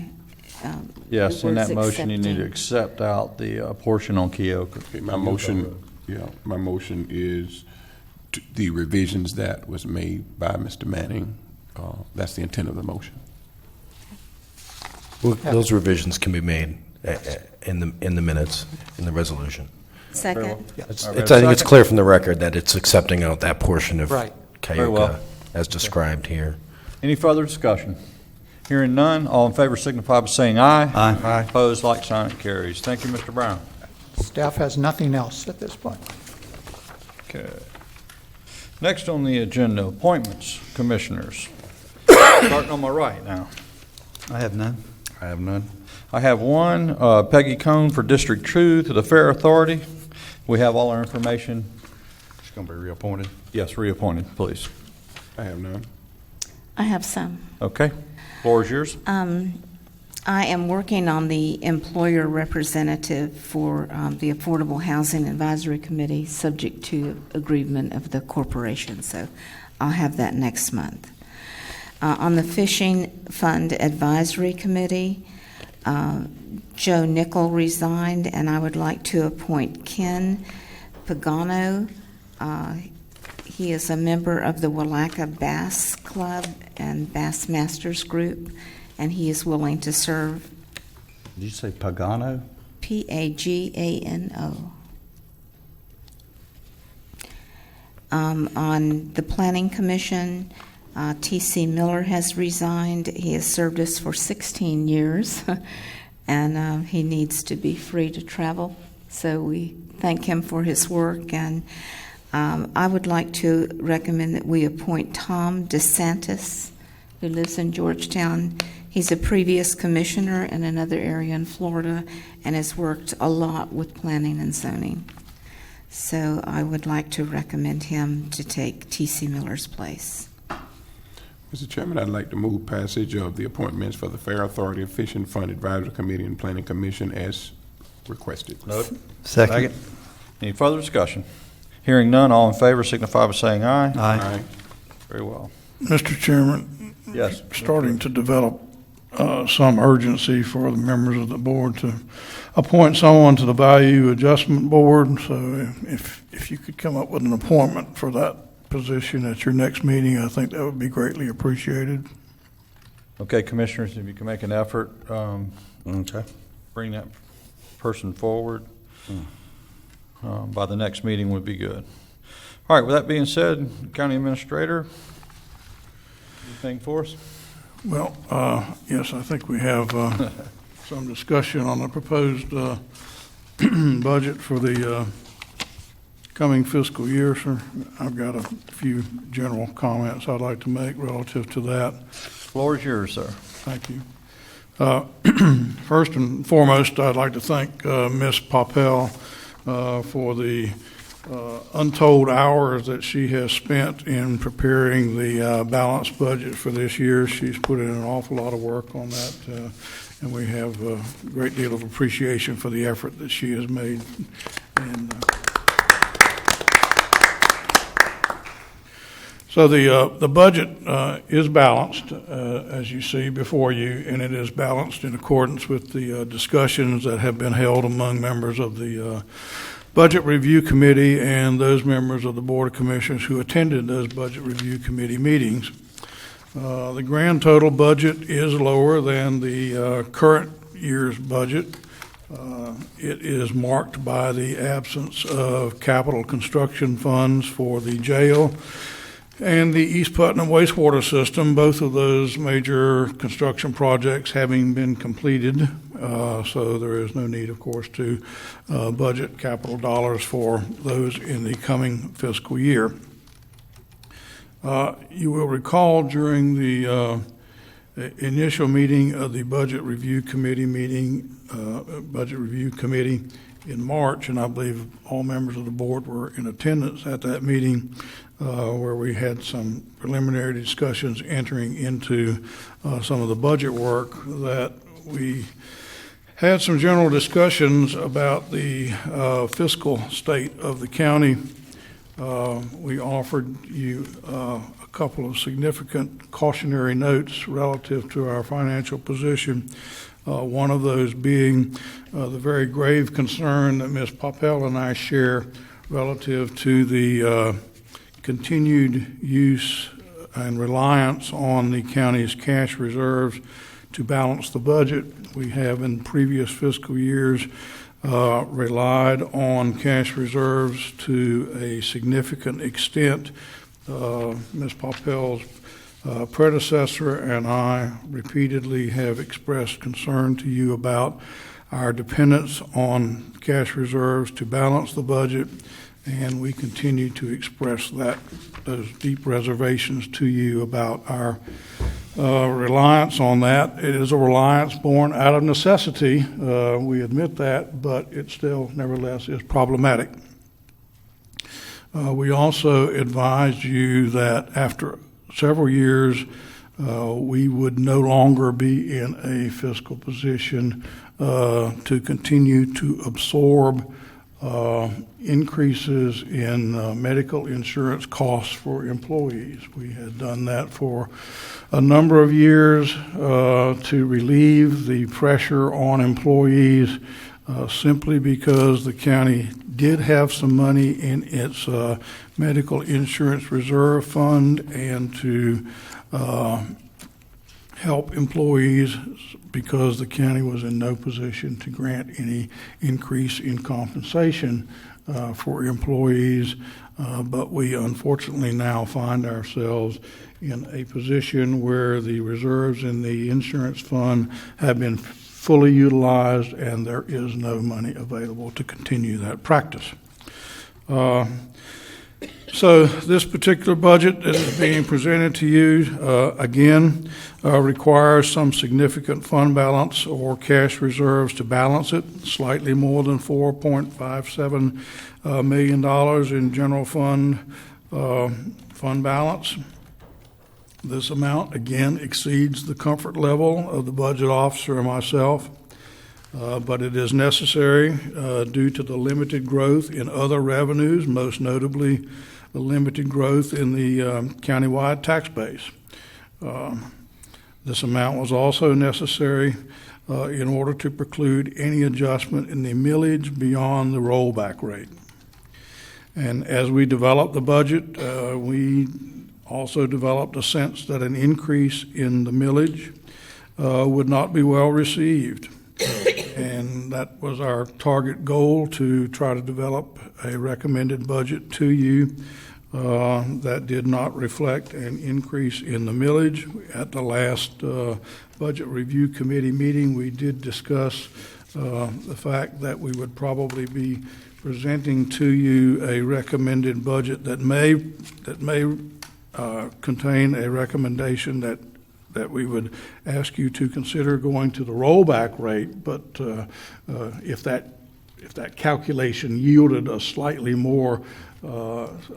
higher tax yield for us, but not a significant adjustment in the millage. But consequently, this budget contains no adjustment, once again, in employee compensation for yet another fiscal year. And as I had stated just a few moments ago, that our practice to ease the budget on employees in the previous fiscal years in the county had relied on its insurance reserve fund to subsidize employees' health insurance costs. The county absorbed those increases in costs of the health insurance since it was unable to adjust compensation, but regrettably, reserves in that fund have been fully utilized and are no longer available. The county had been advising its department heads and those involved in the budgetary process that this practice would probably not be able to be continued in the future, and that it was highly likely that employees would have to suffer some increase in their medical costs, and that employees should be advised of that.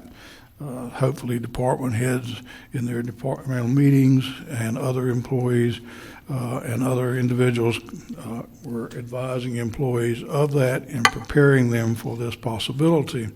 Unfortunately, when we began to notice that we were suffering some escalation in our claims experience, we began to develop some rather grave concerns that increase would have a significant impact on some employees, but until the actual rates were developed, it was unknown as to exactly what that impact might be on an individual basis.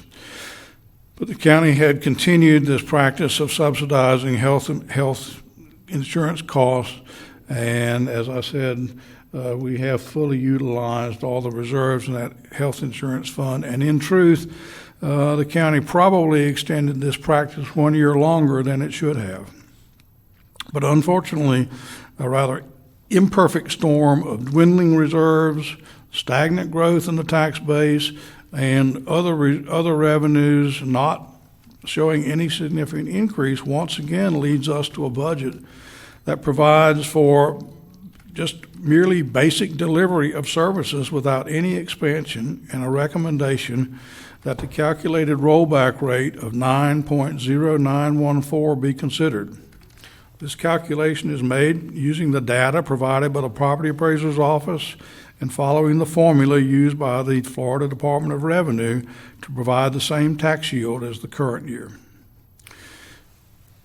And as you all are aware, the budget is comprised of a number of balanced funds. Two other funds I think that are significant in some brief discussion is the Fire Tax Fund is currently balanced using and maintaining the current 1.1 millage rate. That's the current rate and recommended to be continued in the coming year. And the Solid Waste Fund contains the household assessment rate for disposal of solid waste. That number will be formally set by the Solid Waste District in the future, but this proposed budget that we have tentatively before you contains a projected reduction in the assessment of $9 per household, from $334 to $325 for most of the county, and of course a smaller amount in household amounts in Crescent City and Palatka, which pick up their own waste in those municipalities. So, there's a lot of other discussion we could have in greater detail on parts of the budget, but I think generally that's kind of a broad picture, Mr. Chairman. Okay, thank you, Mr. Leary. Commissioners, questions? Comments? Mr. Chairman. Am I right, Commissioner Harvey? I do want to applaud Ms. Papel and Mr. Leary on their hard work on this. I am very concerned that today we learned $4.57 million to balance the budget out of reserves. That is very concerning to me. One of the questions I had was about how could we pass a tentative budget without knowing the waste management fee, but we learned that today also. I do have a couple questions for Ms. Papel on item number 307 on the proposed revenue expenditure summary. We have $8 million in potential road projects. Do we know what those road projects are? Because out of our Better Place plan money, we're only committing to $2.7 million in road projects. So I'm sure that's a catch-all for all the federal and state. It is. It's the ferry grant. It's several different grants, plus it's the last penny tax. But it would be good for our citizens to know that, because it is a little confusing when we look at, because we also do out of the gas tax, we do road projects, and that's a little different. But thank you very much. Also, another question for you. You sent me an email yesterday concerning, and I do apologize I wasn't able to get here and meet with you personally, but our fund balance in the insurance was 2014 was $713,300. 2015, that looks to be a negative. it was. For $460,000. And you're projecting a negative fund balance of $1.6 million I am. this year. Wow. That's rather large, you know. It is. Okay. Of course, I'll be bringing back a budget amendment in September to. Yeah, I saw that on there. So, yeah. Okay. One other question concerning that, if you don't mind. The insurance fund does, and you might help me on this one just a little bit, 506 shows a revenue including cash forward of $6.7 million. But this is going to show us with a 1.6 deficit before we do that. Is that correct? You might want to explain that a little bit. Please repeat the question. Well, our fund balance here on insurance fund of 506 shows $6.7 million. Okay, that's going to be revenue included cash forward. That revenue coming in Okay.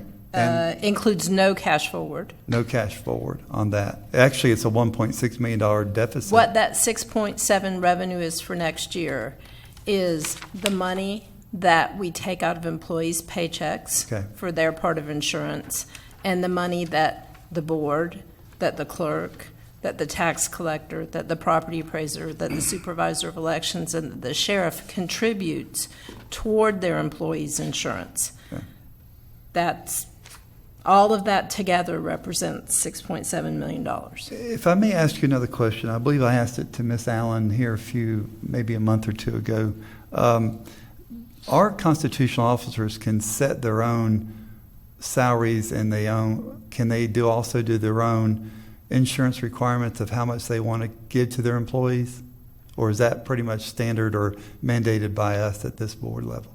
I believe that's a statutory, they're constitutional officers. We fund them, we hold the purse strings, but their powers are set by statute. So they can pretty much set their own budgets and we don't really have any. We hold the purse strings. Okay. And I don't have the statutes in front of me, but there's certain requirements they have when they present their budget request to us. There's a certain level of information they have to give us. Okay. And you decide how much money to fund them. All right. One last thing, Mr. Chairman, if you don't mind. Go ahead. I have said this from the time we had our first budget meeting. The problem with our budget is we're all for it or we're going to be against it. We can't pull out little pieces of it until we finalize our budget. But I am not in favor of a new Parks Administration building with a conference room for the amount of $2 million when we're looking at our employees are going to drive by a building, and yet we're going to ask them to raise their rates on their insurance, sometimes in double, is what I looked at this morning when I got actually last night about 10 o'clock when I got your email and I got home. I just can't see how we can do that. The calls I get are not about a new administration building with a conference center. They're about fixing the fields or about opening parks. They're not about that. And I'm going to have to vote today without being able to take things out, but I'm not in favor of that, and I just want that for the record. Thank you, Mr. Chairman. Okay. Who's next? I'll go. Mr. Harvey. Yes, sir. Concerning your last statement, you're mixing capital expenditures, and I'm having a hard time figuring out what you really mean there. We want to expand services in the Parks and Recreation Department with indoor activities. This building, and at the workshop, I'll remind you, you agreed with it 2 weeks ago. If it had these expanded services attached to it, if you could explain that. I mean, well, I'm not picking on you here. No, I didn't agree to the building. You're giving me mixed signals. No, I didn't agree to the building, Mr. Chairman. What I agreed to was the fact that Mr. Leary had said that we could use some of this money in other areas for other parks. That's what I agreed to. That's not what we heard. Because I'm not for that. Our deputies work out of specifically talking about that building, and you said as long as it took in. Let's face it, the administrative staff is minute there. It's very small. So if you're talking a square footage that we were speaking of, the building is a multi-purpose building, is used for other amenities within recreation. Yes, and, sir. I'm confused. I mean, 2 weeks ago you were for it, and now you're not. No, I'm not. I've never been for it. What I'm for, our deputies work out of a patrol car with a computer there. Our Parks and Recreation can do the same. We don't need a new building out there for $2 million. If we look at the total spending of our Better Place plan, only 23 or 26% of our total spending is going to go to roads, from dirt to pavement this year. Those dollars cannot be used outside of capital investment. See that, but you're talking $10 million and only 23% is going to go to dirt to pavement roads. I would like to see more of that. I'd like to see parks opened up. I would like to see us save money for an administration conference center out there when we can afford to do it. But right now we can't afford to do it. You're still mixing maintenance monies with capital investment. I'm really not. It's right here on your Better Place proposal. Mr. Chairman, I also, again, recognize that these deficits and the use of reserves has been something that has been ongoing. The question is, when you have issues such as the jail, the need for the jail, and the threat of higher levels of government, federal government, or anyone taking control of that, it's not all we can afford, it's what we can afford. And I know that oftentimes when we do cherry pick and go in and look at specific line items there, and I think that, again, staff is to be commended for presenting us what they have. But I do also think that somehow or another, because Putnam County is a training ground, we know that. We know that we're rural. That does not mean that we are any less important, that we are inferior, but we just don't have the revenue to balance the demand of services that we need.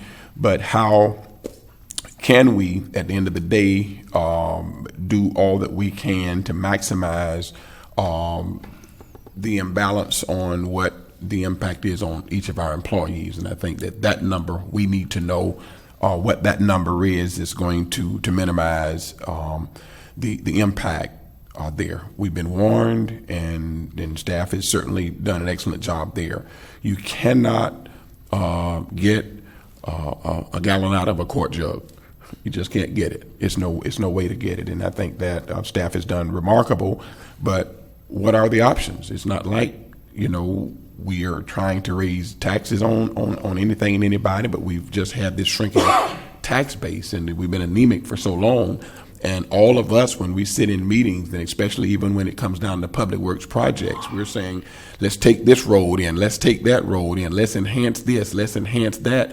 And everything we say about enhancing services or enhancing the quality of our roads, that costs money. So at the end of the day, we've got to decide, and our businesses and our residents have done an excellent job on enduring these things. But I think the issue that I see more than anything is that we have not told over the years the citizens the true impact of cutting services, which, like cutting staff, there because of having this budget like it is. We've been trying to maintain, and I can't commend the staff enough on maintaining the levels of staff, and everybody's understaffed. We hear that every year, and it's almost as if the administrator gets the brunt of, you're doing this, you're doing that, and the five of us, this is the hand we have. When various companies are not prospering, Northeast Florida is coming back. Putnam County is still last in that line. We all were hoping for a comeback. It's not the property appraiser's fault that the property values are flatlined there. So I think the innovative thoughts and ideas of this board is really what will maintain what we need. Where do you cut? Where do you cut? It's easy to say cut the taxes. Where do you cut? And how do you cut there? People who, and most of us are not, I'm going to say individuals who need the services of the jail, but do we compromise and put ourselves in violating people's constitutional rights to have a place? Because again, these people are accused of things. We had no choice with the jail. So, no choice. And that's just one example. Truth of the whole matter is East Putnam, for an example. In order for us to stimulate economic development, economic growth, infrastructure, we keep hearing that over and over and over. We don't have infrastructure. These businesses are looking globally. They're not just looking at Palatka, Northeast Florida. And if we don't have what we need there, state government, federal government continue to use words such as shovel ready. How do you get it shovel ready? You've got to put infrastructure in place. Right. How do you get infrastructure in place? Everything is not going to be a grant. Some of it is a match, and I think we've maximized the dollars, to accomplish some of these things. So we can pick this thing apart and make it, feel like that we're just tax and spend. But at the end of the day, the basic services that our citizens are requiring from us, we're doing our best to try to make that happen. Thank you. Commissioner Harris. Thank you.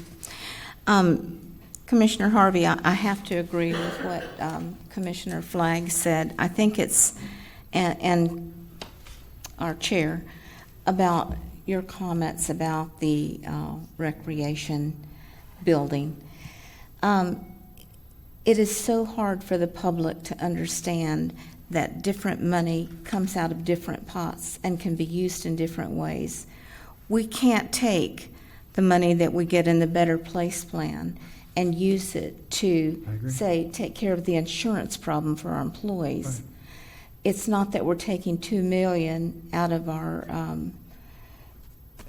regular budget to do that. It's coming out of the Better Place plan, which must be used for bricks and mortar. So I want to make sure that we clarify that people understand that different monies from different areas come with different restrictions that it can be used for, and that we don't have the ability to say, well, we won't build this, and we can use it for something else that's a more pressing problem because it's bricks and mortar and the other is, running the business and the cost of doing business. I think that the huge problem that I see, if you look at the big picture, is that our economy went down since 2005, and that our property values are down, and that's where we get the money to do most of the things to run the business. And we are slow to get back, but we are getting better. But at this point in time, our assessments are not enough, and we don't bring in enough taxes to do all the things that we need to do or that we want to do with the budget. So I just want to make sure that we clarify that we understand that for a long time, whenever anyone leaves the county, we have not filled that position, that we have employees that are doing the other people's jobs that have left, that everybody is stretched, that we have not had layoffs as some other counties have, that we have tried to just do it with attrition. If someone retires, we don't bring it in. So I think that people need to understand what we've been through and where we are and how we're trying to make things work. So I just want that understood, because I don't want to, I want to do the best we can for our employees, and I want to do the best we can with what we have to give the services that we've had. And we're not closing down things like our libraries and things that some counties have had to cut. So we have really done an admirable job with what we've had for a long time, and we're continuing to try to do that. And I just want to make sure that people understand that situation and that we're still recovering. And things are looking up, and I think we'll be better in the future. And we have certainly come forward with innovative ideas and ways to make things work. Commissioner And we Harris, still are looking further. with that being said, you're in the real estate business, and you probably have a better perspective at the tax assessor's assignment than anyone sitting here. But can you talk to that a little bit and what you feel is going on in the market right now? Because it's pertinent to our employees and the insurance rates and cost of living raises. Everything has skyrocketed in that time period you've talked about, from 06 to 16. You think about the cost of goods and services to the average person. Our employees have not had a raise in that entire time. No, they have not, and they're taking on more work to make things do better. What do you feel is going on in the real estate business? I think it's definitely better that sales are up. I think some of the other areas surrounding us, like St. Johns County, some of the areas that have more jobs, that have more benefits, like the beaches, more attraction for people, to live in, and their assessments are higher and their property values are higher. It's hard to compete with that. I agree. And but we are catching up. We're sometimes late to feel something, and we're late to recover. But I do think things are looking better, and probably Ben Bates, sitting in the audience, could give you the percentages off the tip of his tongue. Mr. Bates, would you mind? just your perspective on what you think property values will do. This is something we've been waiting on patiently for years, as you well know, and you being our insurance agent too, you bring a couple fresh perspectives to Yes, this sir. podium. My name is Ben Bates. My address is 3400 Curl Avenue here in Palatka. I've been in business in real estate and insurance for over 41 years in Putnam County, and I'm very appreciative of that. As Commissioner Harris says, our real estate market is improving. It's a far cry from where it was, as you know, the bubble, as we call it. I call it an anomaly. I've never seen it in my life and will never see it again. People were doing things that just didn't make sense. We would have a contract that would flip 5 and 6 times from the time you wrote the first contract until it actually closed, doing that 04, latter part of 04, 05, 06, and first part of 07. That was a going on things, and property values was just escalating. Then when reality set in 09, 010, and 011, then things bottom out, and now things are beginning to turn around. To give you an example, in 2015, I don't have the numbers for 2016, but and I'm going on memory, so I could be off a few. But when you look at what's happening in Putnam County compared to the surrounding counties, Putnam County, if my memory is correct, I think Mr. Hammond can correct me, was like 54 building permits, single-family homes, in 2015. You go north to Clay County, they had 850. You go north to Duval County, and I believe they had somewhere around 24 to 2,500. You go north to Nassau County, which is very similar to us population-wise, they had about 450. You come south to St. Johns County, and they led the entire Northeast at about 2,800 single-family permits. So when you're talking about a budget, which Mr. Leary has talked about, you're talking about services that continue to be mandated. The cost of providing these services is going up, yet the revenue is not going up on a pro rata share. And we understand that. Our average sales price in 2015 for, I think it was 713 residential sales, was right at $80,000. That's our average sales price. You go to Clay County, you go to St. Johns County, and you're talking somewhere around 200 to 225, and in some neighborhoods even more than that. So you're at a disadvantage on what you have to provide, and yet you have to provide many of the same services that they do. You have to provide sanitation. You have to provide the jail. We know that you weren't in favor of spending $18 million for a new jail, but it was better for you to be proactive in doing it for $18 million than some federal court dictating to you on what you're going to do and how you're going to do it, and answering to them, and you'd have probably spent $28 million rather than 18. Those are necessities in life that we have to deal with. So we're hopeful. The market is improving. The prices are going up. It appears that the average sales price for the first 6 months, I just did a study on that, has gone up almost 18%. But there's a couple of big sales in that kind of offsets it a little bit. But our appreciation in the average sales price, we're seeing a continual increase over the last 3 to 4 years, and we anticipate that continuing. But we just got ourselves in a decision, or in a position where that the product that we have to offer doesn't equate to the product that's being offered in surrounding counties. Therefore, we're looking at 54 building permits. Now, those 54 units are going on the tax roll. St. Johns County is going to have 2,800. And folks, the first few years, those units don't require an awful lot of service, bottom line. They do have the garbage, and a lot of that is spelled out.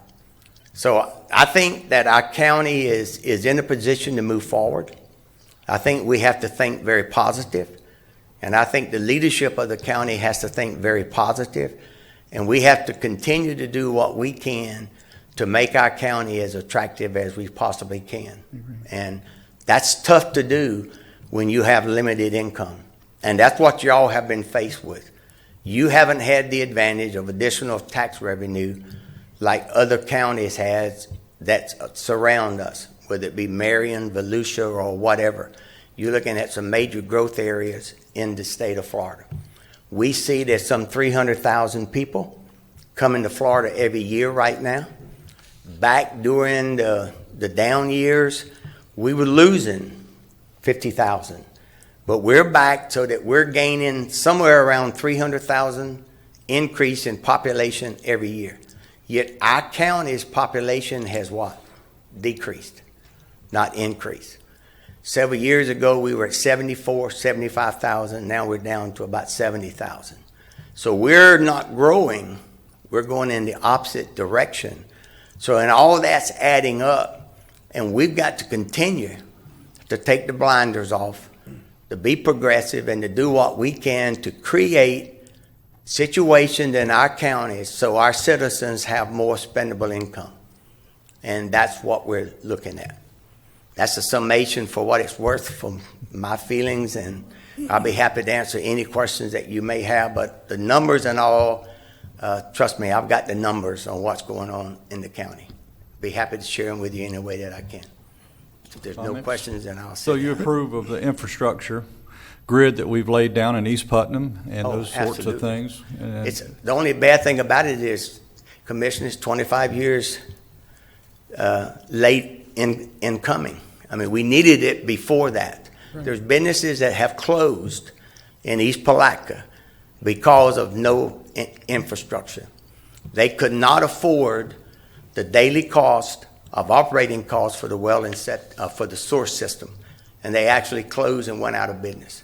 You know, and others was on the brink of doing that, and their businesses were being limited on what they could do, because what happens in the real world is that today you get a permit for a system. In 5 years, if you have to upgrade it, the laws have changed. When you got it permitted today, you got to have, I'm just going to use an example, 3 square feet per gallon of disposable waste as a drain field. They're going to pass a law at the state legislature over the next 5 years that increases that to 4. Well, when you're locked in and you don't have the additional foot, what do? Then you have to cut back, if you're a restaurant, on the number of seats and the number of people that you can serve, therefore limiting the capacity of that business to be successful. You know, so, but that was a vastly needed, and I think you're beginning to see that area expand, and you will see it expand more. 4-lane access is a big deal. You know, so a lot of improvements are on the horizon, and folks are doing a good job, and we need to continue to move forward and not backwards. Any other questions? Go ahead, Mr. Leary. You know, Mr. Bates alluded to this, but you know, it's frustrating for us, and you see, you folks see this because you see the same emails that we see, but to put together a budget when all of your surrounding counties are extolling the growth of 4% and 6% and 8%, and in a lot of cases even higher than that, and you know, we're dealing with what we're dealing with, which is practically no growth, and it's. You know, it's disappointing to us to have to recommend to you a budget that does not provide anything for our employees, and in this particular year, a budget that not only doesn't provide anything for employees, in the case of health insurance, it causes some employees a negative impact, and you know. We can't do anything about that because of the situation with the insurance reserve, because of the situation we face with our cash reserves, you know, and you know, we don't live under a rock. You know, I hear the criticism about that, but to human resources credit. They've worked as hard as they can and as diligent as they can to try to craft a program going into the next fiscal year that offers some options for employees to choose that would mitigate that impact as much as possible, so that there's going to be impact to employees, but if they'll take the opportunity to look at what's been crafted and made available, they can mitigate that impact some. The impact is going to be there, although not necessarily for each and every one, but depending on an employee's individual situation, there's going to be impact, but it can be mitigated to some degree. Well, I was going to ask Mr. Bates if he could speak to just the insurance world, and particularly health insurance. But before that, as chairman, I want to go on your coattails about the chances we took through this recession. Building that water system and that wastewater system, East Putnam, was very proactive. It was gutsy. Very much so. We're criticized for it constantly, but I am still convinced that we will see our day of glory on that. Because we are ready. We are shovel ready. If there ever was a county, we're told that all the time, and it's just a matter of fact for that investment comes to Putnam. We're the next body of water coming inland from that number one chosen spot to relocate from those 300,000 people you're talking about coming into the state yearly. They go to the coastline. But I remember before the recession, they were coming here, and they were coming here fast and furious. And that we're ready for them when they come back again. Mm-hmm. I just wanted to put that in there. And all of that's very true. You've got to have the infrastructure in place. When these businesses come to our county to look, they tell you where they want to be. If I may dilute and give you an example, when Walmart was looking for the distribution center, folks, you got to remember something. We were so close, except by, I don't know, we had Walmart distribution center in the bag. We had the third unit of Seminole in the bag. Tallahassee pulled the plug. Yep. We had them in the bag. Walmart bought the property. They owned the property. They were ready to move forward. Folks, that would have been somewhere between 600 and 1,000 jobs, making somewhere around 35,000 average with full benefits. Now, would that have made a difference in Putnam County during the 06, 07, 08, and 09? Seminole was approved. Permit was on the secretary's desk, and the then newly elected governor pulled it.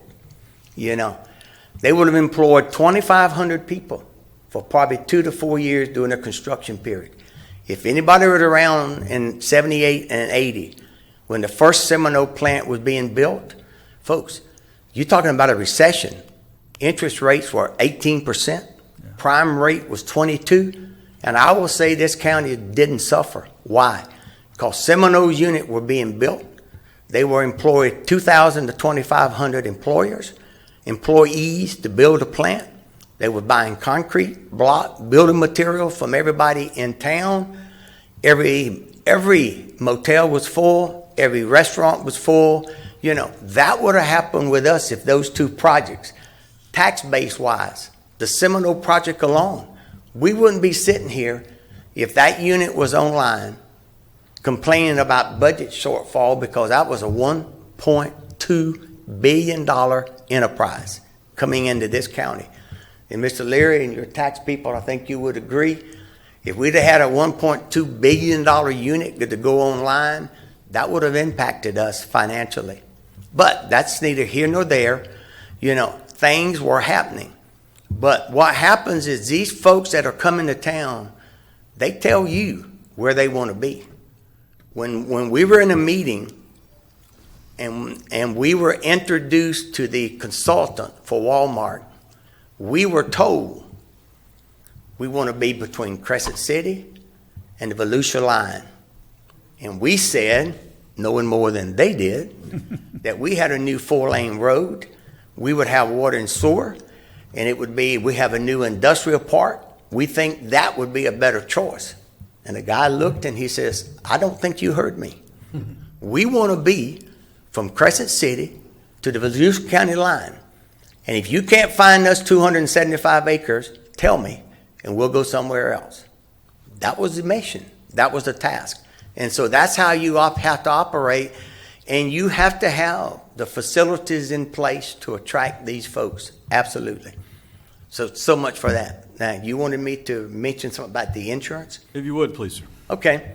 I've had the privilege of serving this county for 20 plus years with the insurance, and my job with your staff who works hard, I mean really hard, is to provide our employees, and I call them our employees because, you know, they serve all of us, with the best possible plan that we can at the lowest cost to them to meet their needs. To give you an example, for the last 3 years, the plan has performed extremely well. All of you know about the Affordable Care Act that's been instituted. That's created a tremendous burden. 3 years ago, this county received a 6% rate increase, of which 3% of that was nothing but tax and fees, according to the new ACA. Last year, we got a 3% discount. That meant last year, we paid 3% than we did the year before.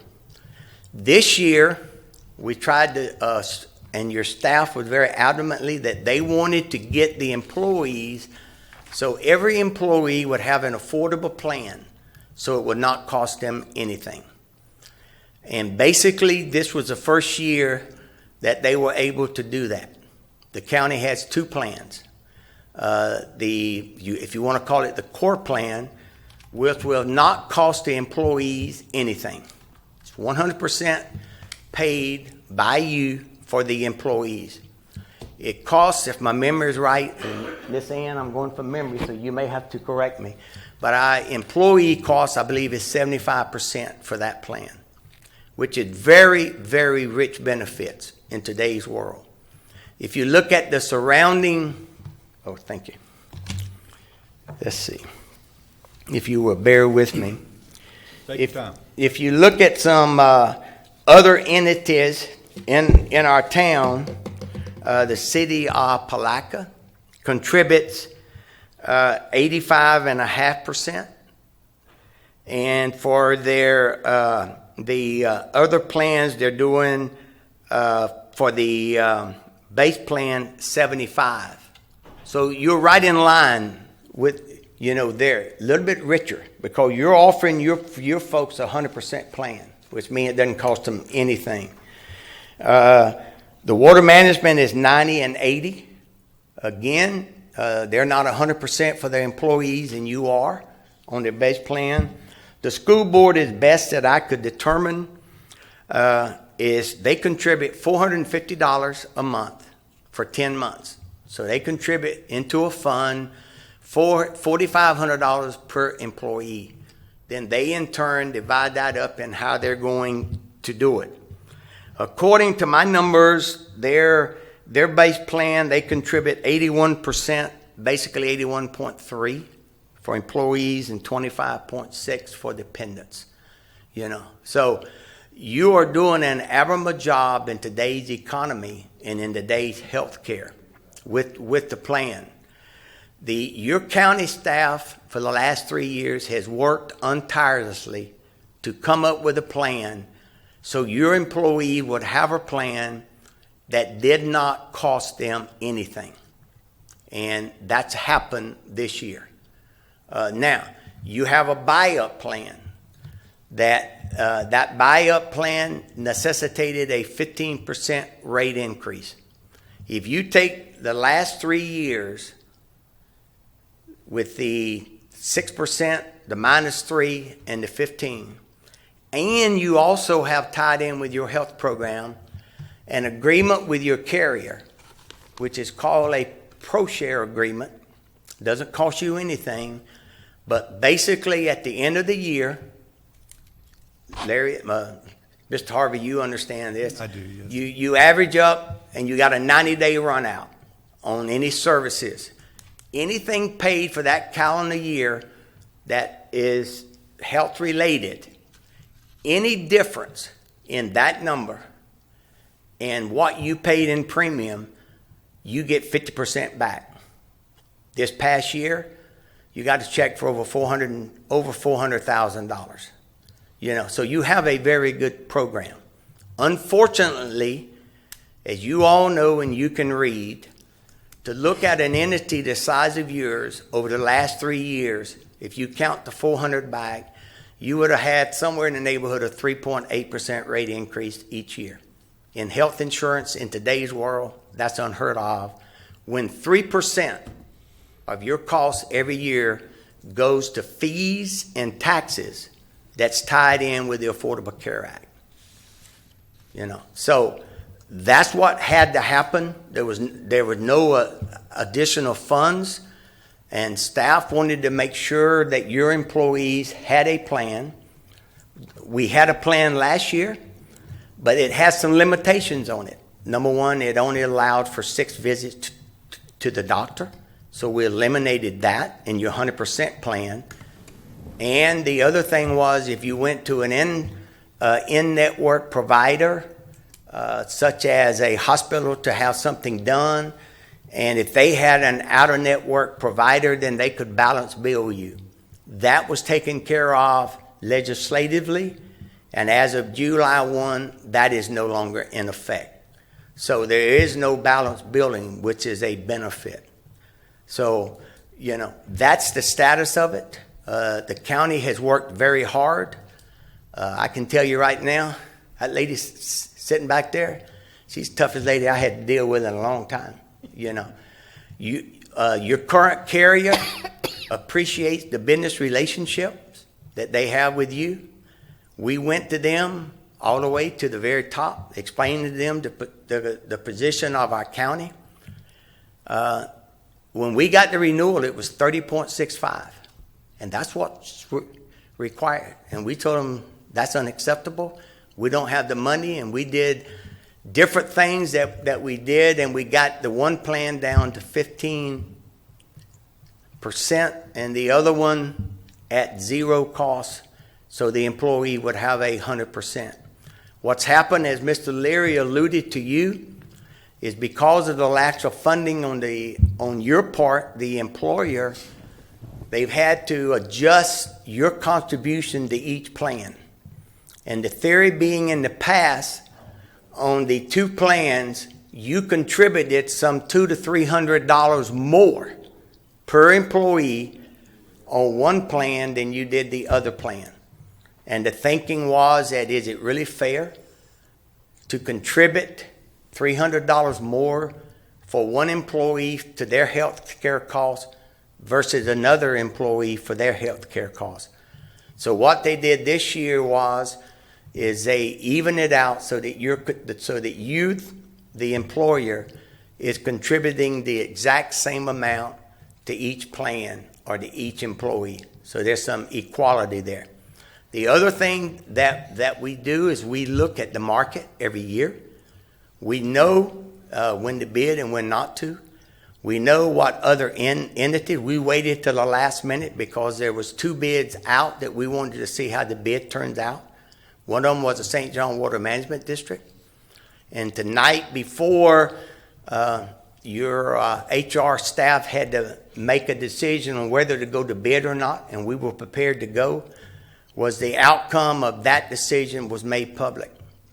And because of the pricing and everything else and the concession that we got, if you had gone to bid this year, your rate would have been higher than what we ended up negotiating, because to monitor the claims that we're looking at today is 4% higher than they were when we pulled a renewal several months ago. So, you know, it's just an unfortunate situation. You've had a lot of claims. And as you know, with your group, you're rated individually. You're not state rated. There's not DOI, Department of Insurance, mandated rates. You're rated on your individual losses, you know. And so it's all based on your claims that you have in a 12-month period. And your staff monitors that every month. We know where we stand every month. And we monitor it on an ongoing basis. And it's unfortunate, but in the past years, staff had had money to appropriate to make up the difference and the cost and increase. And this year, as you heard Mr. Leary say, the funds is not there to do that. That's a summation. I wasn't prepared, but, you know. No, very appreciative, Mr. Pitts. Very you know, appreciative. Commissioners, any questions before we? I guess I just want to clarify one thing. On the, I forgot what you called it, but the first plan, the county is Base paying plan. 100% for employees. For employees. And any dependent coverage is 75%. So we pay You're paying 75%, 75. So the county pays 75%. and the employee for the contributes family, 25 and the employee contributes For their dependents. 25%. for their dependents. That's right. Yes. So that's pretty good. Pardon? Do you want to read that, maybe? Yeah, I think you've got a handout. You got a handout on that? I do. Okay. On the prices? Well, he's gone over it, unless you don't want to do it. Go ahead. The concern that I have is one size obviously does not fit all. No. And the department heads, the information, they're not the processors or the interpreters of the data.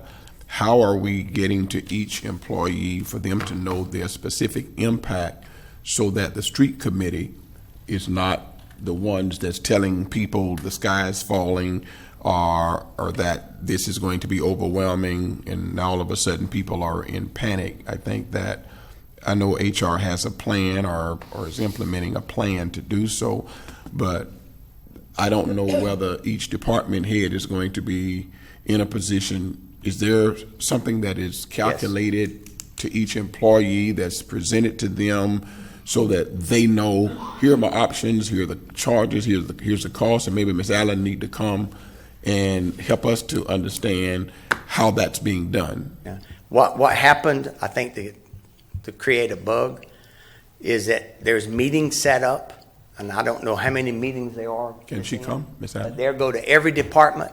We'll touch every person in the county.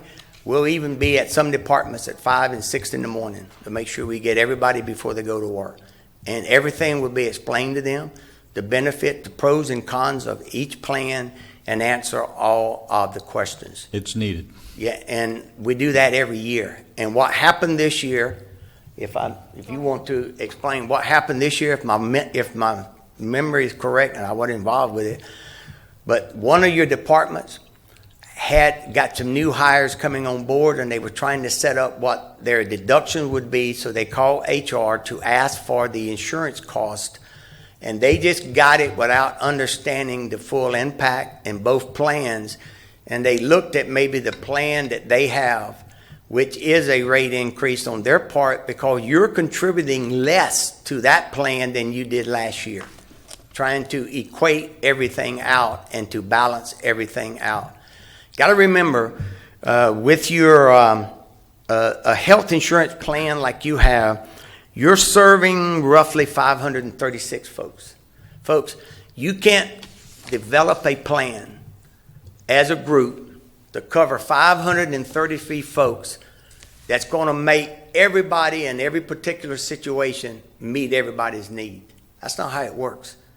You try to get the best plan you can to cover as many folks as you can and make it affordable for everybody, and then put limitations so nobody is thrown under the bus regardless of what happens. And that basically what you're looking at when you look at about 96, 97% of, or even higher, all claims are in network. So, and you meet the affordable care, which you have a limit on the amount that each insurer can pay out of pocket. You know, so that's capped, and it's a situation not like it was many years ago on what you're talking about. And every time that you have a group, yes, there will be 2%, 1%. But folks, you got to look at the 100%, the whole umbrella, and try to develop the best plan you can to meet everybody's needs, including the safe stops that you put in place to protect everybody as best that you can. And your county has always done that. Your HR department has always done that. It's been your HR department goal for the last 5 years that I know of is to get to a plan where the employees were covered at 100% and no cost to them at all. And this is the first year, if my memory serves me right, that they've been able to accomplish that. Is there give and take? Yes. But folks, the health insurance industry, if you notice, you have an election year. It's a big debate on the presidential. It may all change based on the outcome, or it may go another direction. Mr. Harvey's been in insurance. He knows the unrest in the health insurance. And for us to stand here and say, based on where you are in today's healthcare world, your staff has performed unbelievable. Yes, and that's not on trial in my book. There, I mean, it's commendable sitting through the meetings and hearing the dialogue back and forth, and negotiations, and again telling them, listen, this is Putnam County. We're not substandard or inferior, but we have special needs to accommodate. And so, I guess my concern is all 536. I mean, how are we communicating there, and how are the constitutional employees, the employees of the constitutional officers, how is the information being disseminated so that we can zero out misinformation? That's what my concern is, because the misinformation will kill you. Street committee, you call it. Mm-hmm. Good morning, Commissioners. I'm Ann Allen, HR Director. Thank you for asking me to speak on this important topic. First of all, like we do every year, we send out a notice to each and every employee, whether they have benefits or not. If they're benefit eligible, they'll get a notice of what's new. And we are required to have an open enrollment period. This year it will be August 1st through the end of the month. It's a 30-day period. We have some other things that are happening this year, and one is going to be an online enrollment process that will also give employees an added opportunity to really look at the benefits and what levels of benefits they have available to them. But it was our intention to be very upfront and provide very clear and understandings to each employee about the changes and why the changes have been made. We only have a pot of money this big to deal with health insurance. And our goal, as Mr. Bates stated, was to always provide that employee with 100% coverage. The reason that is very important, which we didn't mention, is healthcare reform will be fining employees in the coming year or two if we do not make our employee fully covered. I'm not sure exactly what year. Is that next year? This year. Oh, it is this year. Yeah, it implemented this year.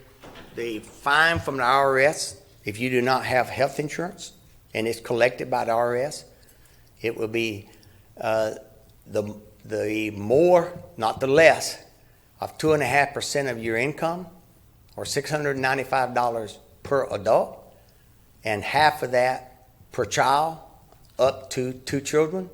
So you could be looking at somewhere around $2,100 if you don't have health insurance that you're going to owe to the IRS.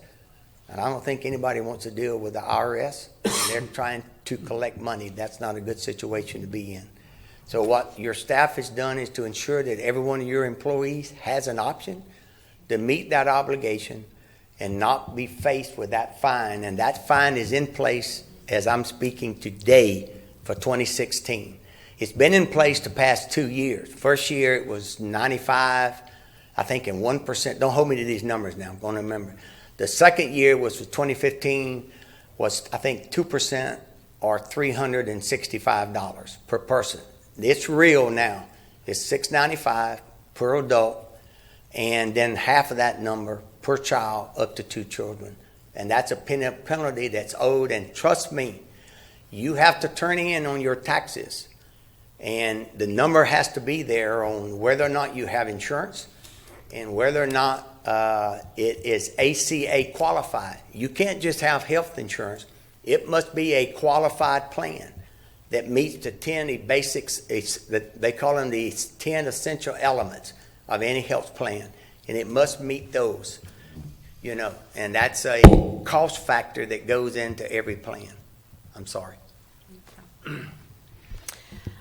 Okay, so our difficult choice this year was to determine what to do. We wanted to make sure we had options for our employees. Initially, when we heard the rate renewal, the higher level plan, we even considered maybe not even offering it because we knew we were paying so much towards dependent care. In some cases, last year was almost 90%. And I don't know any other governmental entity that provides that much coverage for the dependents. It was a great thing that we were doing and supplementing, but at some point, when the money runs out, we have to make hard choices. So as we are here today, we decided rather than closing the buy-up plan, as we refer to, that we would pay the same for either plan, whatever the employee decided to choose. And that's a 75% coverage in the core plan amount. And I know it was a big sting, and it will be to the employees.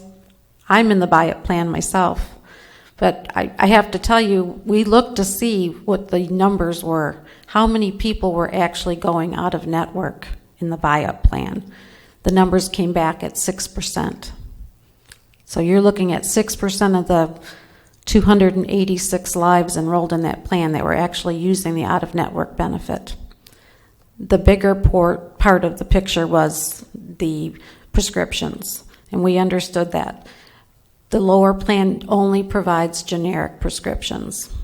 I'm in the buy-up plan personally because I have a brand prescription, but when I weigh my contribution cost, how much I would pay for mine, for employee only, that's zero. It's actually worth it for me to pay for that drug out of pocket or use my flexible spending account. And that's one of the things we would like to provide this information to our employees to help them close that gap. For employees with a family, we know that's the biggest, hardest hit there, and we do understand there's people that have special needs or have to have that plan for the brand prescriptions. And we looked at a gap plan that we could offer outside of our regular benefits that helps close that gap, and that is something that we're willing to discuss and offer as well. We have AFLAC products for short-term disability and products like that that help. So this was not an easy decision by any means, but I'll tell you, when I first came to work here and I heard employees were opting out of coverage because they couldn't afford to pay just for their own coverage, and I think you may recall we had an employee who passed away and he never elected the coverage back then before health care reform mandated that we provide coverage. It really was hard to hear that. And we weren't able to add him on the plan when open enrollment rolled around because he was already diagnosed. Healthcare reform has made significant changes. One of them is whether they have a pre-existing condition or not when they come on board, they get to enroll or during open enrollment. Another significant change that was made is what you heard Mr. Bates state. If you go to an in-network hospital, we've heard from many of our employees, if they had to undergo a test or had to have anesthesia, if that provider was not in the network, you had to pay more. Well, that's been changed also with healthcare reform. So healthcare reform is not all bad. There has been some good changes that are benefits to us. So that was part of our decision making. But what we heard about the core plan that really people had a heartburn where it was over the 6 doctor visit limit before you had to pay the 20%. Well, we had that removed. So there's no longer going to be a doctor limit.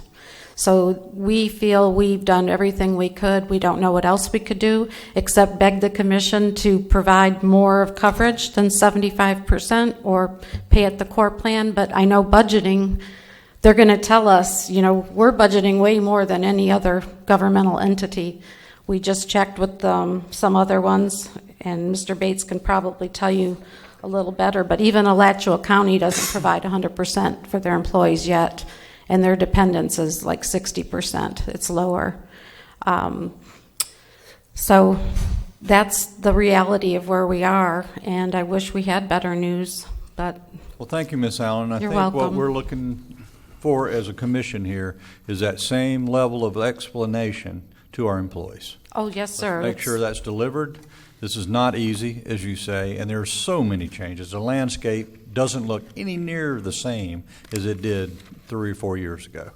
And that, we need to get that down all the way to the bottom of our employees. Yeah, Everybody needs to understand. We definitely will make that, it's our mission. We have, to answer a question that was posed earlier, I think Marjorie has 12 different mini sessions set up, and we are moving to an online enrollment program where they can go on 24/7 and have access to all the information as well as their dependents. And we're going to hold sessions, Steve, and train how to do that if it's desired, or they can meet face-to-face. But we have at least 12 sessions already, and we always take walk-ins and meet face-to-face. The dependents are welcome to attend these sessions like every year. That would go a long way, I think. Yeah, and we definitely will be doing the same thing we always have. Yeah.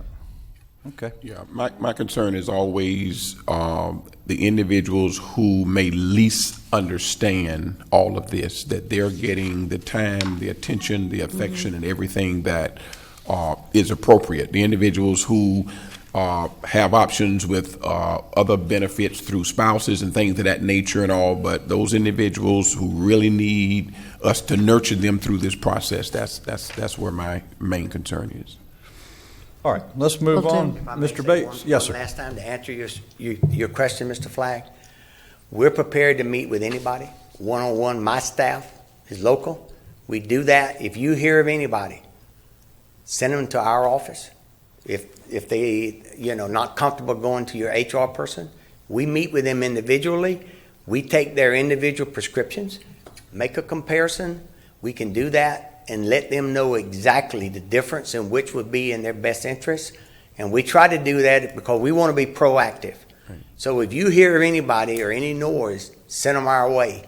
And we've got staff there every day. That's their job, is to provide the services that you need and answer all the questions that our employees have. Mr. Chairman, I think if our HR director will make sure every department head have, like you say, that information of who to contact because maybe they don't want to come to HR. So if all of that is transmitted, I will have a higher level of comfort. That's a very good offer. Mr. Bates, thank you Sure. for. Thank you.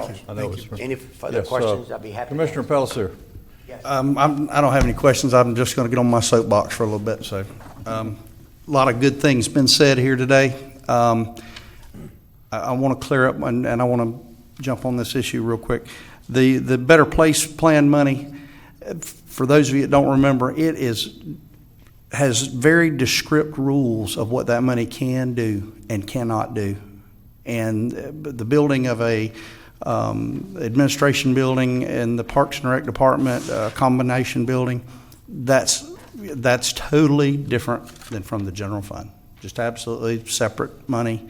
It does not intermingle there at all. And that there are rules of when we devise that plan or put that into play, stated that, and that's been very strictly adhered to. As Mr. Bates said, building a jail on our own, I think we saved a ton of money by being mandated by a federal court judge and telling us you're going to build this, this, and this, and you're going to build at these standards, and we would have had a much larger ticket. The East Palatka water system over there, wastewater and sewer, which I look to hopefully steadily expand and grow, that has to be in place. You're not going to have growth if you don't have that. It's mandatory. For those of you who don't know, we have a logic meeting coming up where we have some very key people coming that are going to talk to us about growth in that area over there possibly. Home builders, real estate attorney, very prominent attorney coming to talk to us and hopefully send some people our way that can do us some good. As Commissioner Flagg said earlier, I think with the court of public opinion is no place to have a trial. The facts are the facts, and they are what they are. I hate insurance premium increases as much as anybody,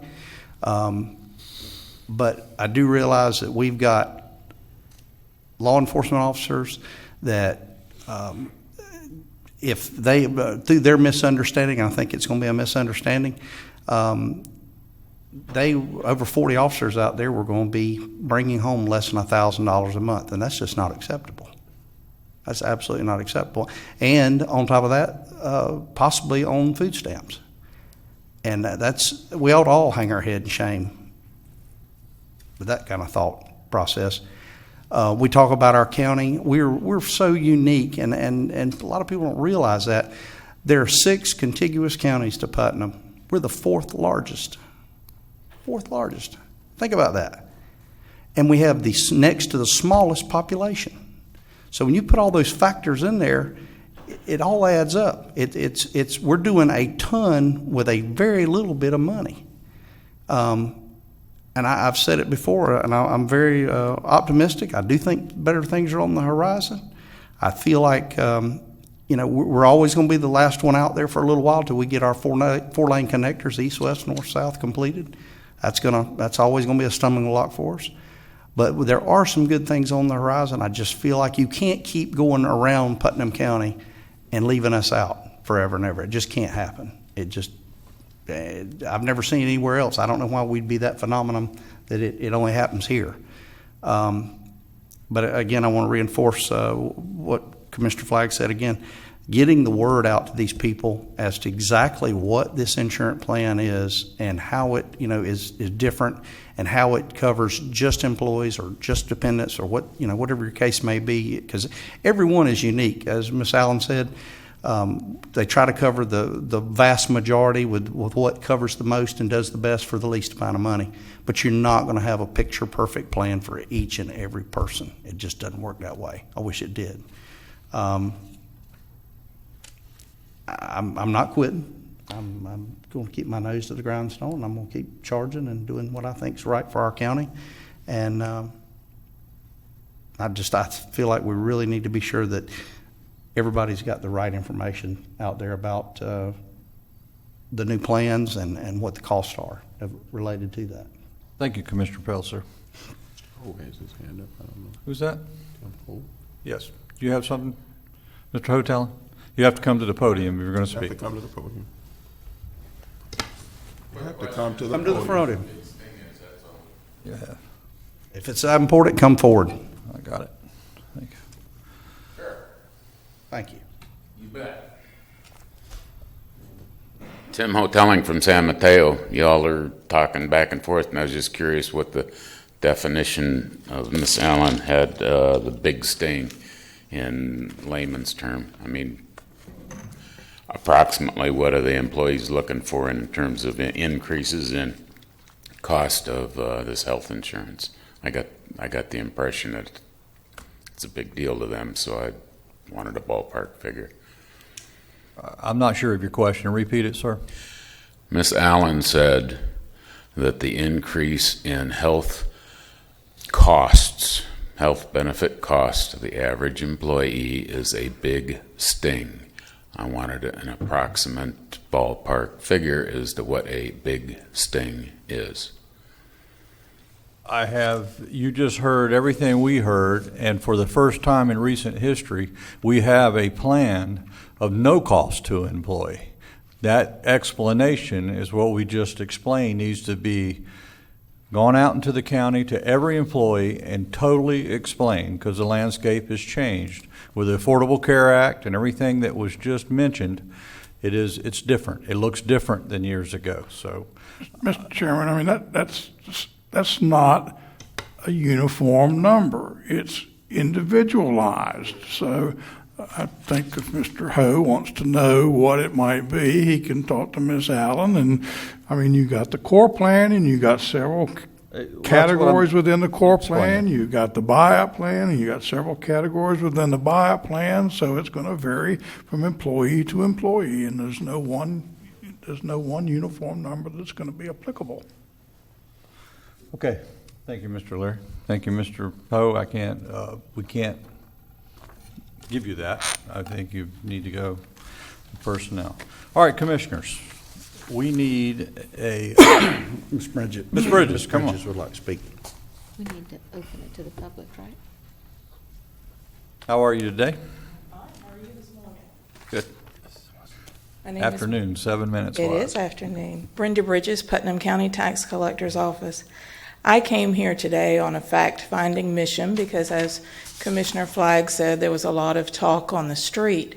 We are in the middle of our budget process now and had not heard any conversation about any increase in the insurance rate to our employees, so it is a major concern for us.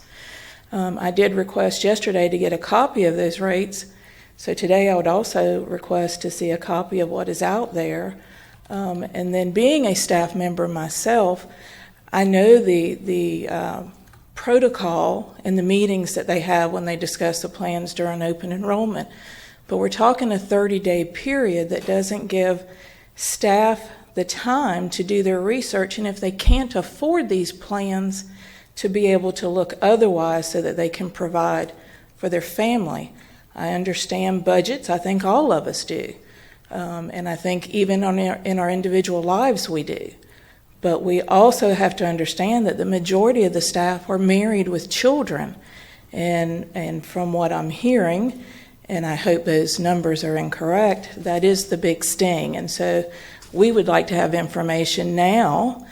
And I think when we do have a big impact, and we understand that we have to make tough decisions as leaders, but maybe 30 days before their plan changes is not adequate enough time for them to do the research they need to do. So just a comment out of concern for our employees. And here are those numbers you would like. And I think, Ms. Allen, what Mrs. Bridges brings to the table is very important. It is the family, the dependents, that are the big concern of our employees.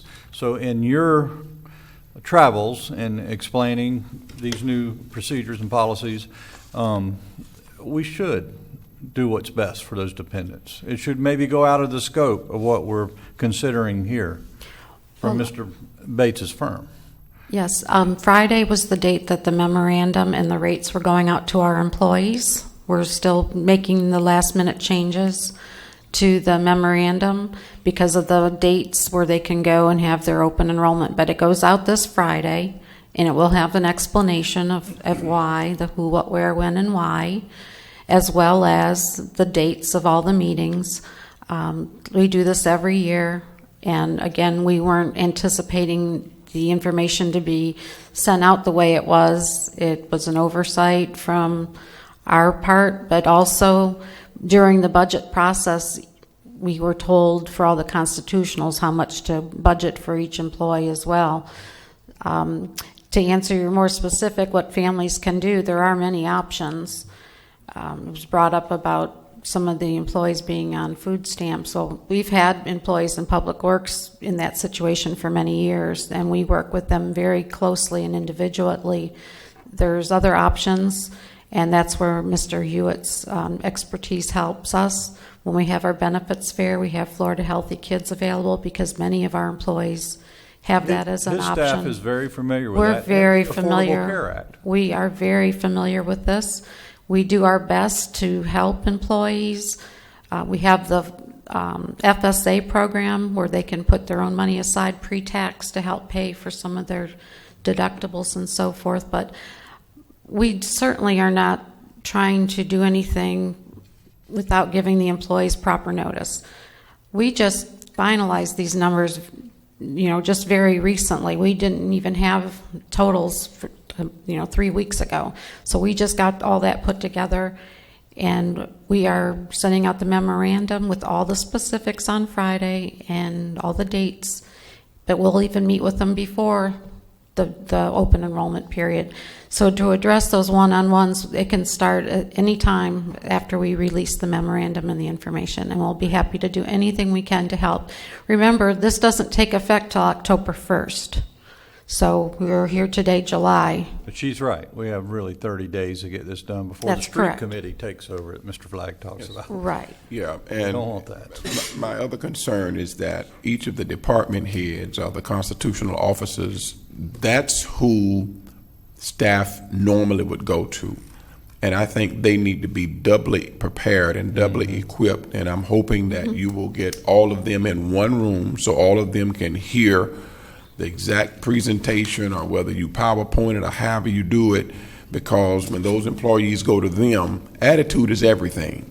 And if the leaders of the departments have an information deficit, or the constitutional officers have an information deficit, that's not going to make your job easier, and it certainly won't make ours easier.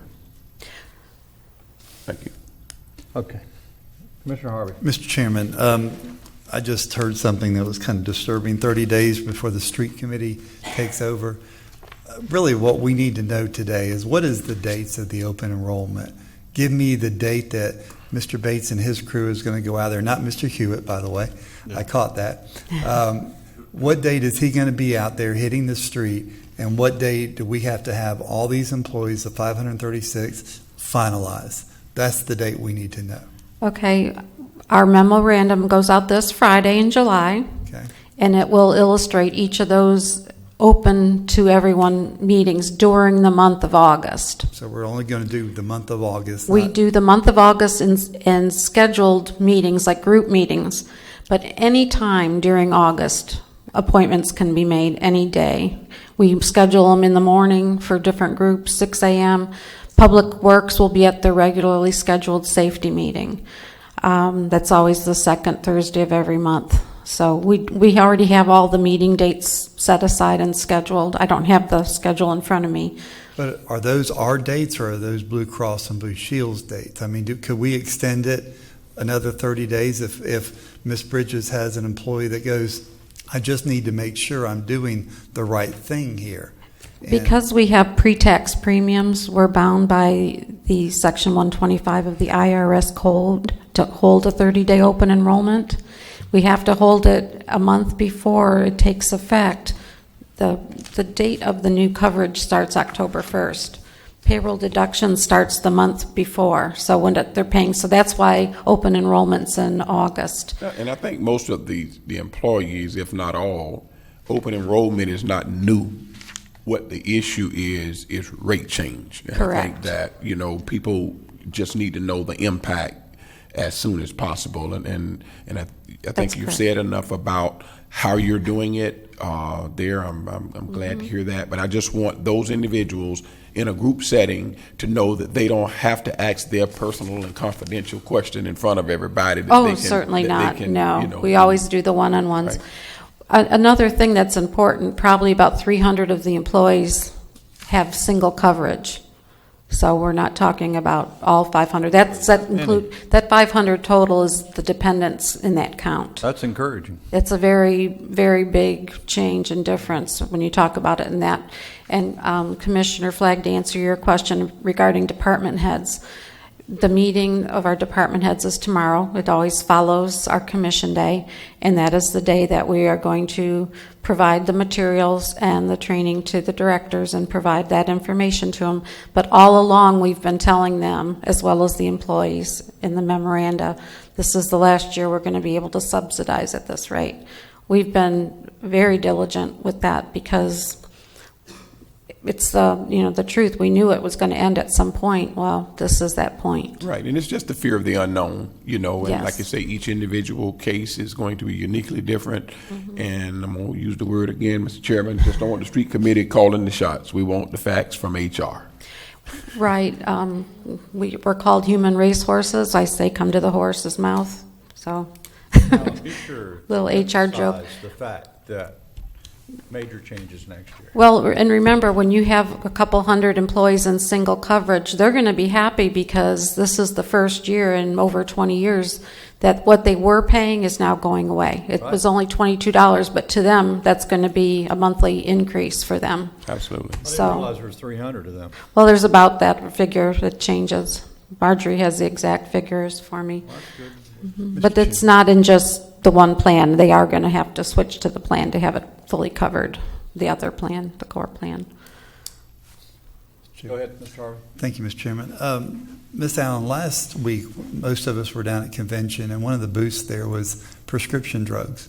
Can you kind of explain, if that's a big area of concern for our employees, is there something we can do to help our employees? I know Mr. Bates said if you bring your prescription in, they'll compare and look at the plans, but we're talking about the core plan, which was going to be less, than the better plan. Mm-hmm. Is there something we can do with that prescription plan booth, basically? Well, the two major differences of the two plans, core plan, generic drugs only, and in and out of network. I'm sorry, I got it backwards. The core plan is just generic drugs and just in-network providers. The buy-up plan has a list of brand drugs that are covered, not all brands, but a list of them and generics, as well as in and out of network benefits. That's a significant change. But when we looked at the utilization, only 6% of the people enrolled in that buy-up plan were actually using those extra benefits. So, I mean, it was like a safety blanket to people. They wanted to stay there in the what-if scenario. To address the specifics regarding prescription plans, we did look at carving out the prescription plan and coming up with just a prescription packet, and that's where Bates and Hewitt's office could probably, if Mr. Bates could expand, but I believe there are outside plans. But we have a by mail system that you can get your drugs by mail, and you pay, you get 3 months for a discounted rate, or even Walmart will give you 3 months now for the cost of 2 months. So there are a lot of things that we know that we can help with. And before we even implemented a plan with generic only medications, I went to 3 or 4, I think 3 doctors that specifically, and said, because I'm on a brand, and I said, is there something you could do to help? And they said there are some very rare cases like chemotherapy or for some special needs children that there's only brand medications out there. It's true, but it's not going to be the vast majority of our group. So perhaps the people that have those types of needs could get a supplemental prescription plan. And we'd like to help in any way we can to help make that happen. And that's why our partnership is so important. Thank you. You're welcome. Mr. Flagg. Mr. Chairman, I also brought back information through the National Association of Counties on that plan, and they were pretty much saying that if our county was enrolled, that it's not going to cost us anything, but it would make all of our citizens eligible, and I have that information. We're already enrolled in that, sir. We did that, Yes, that's and the right. cards are at the front of Human Resources. So is our staff taking advantage of that? Are citizens taking advantage of that, or how are we promoting it? Well, we do give out the information, but it usually doesn't close the gap as much as you'd hope. If you don't have any insurance, it helps.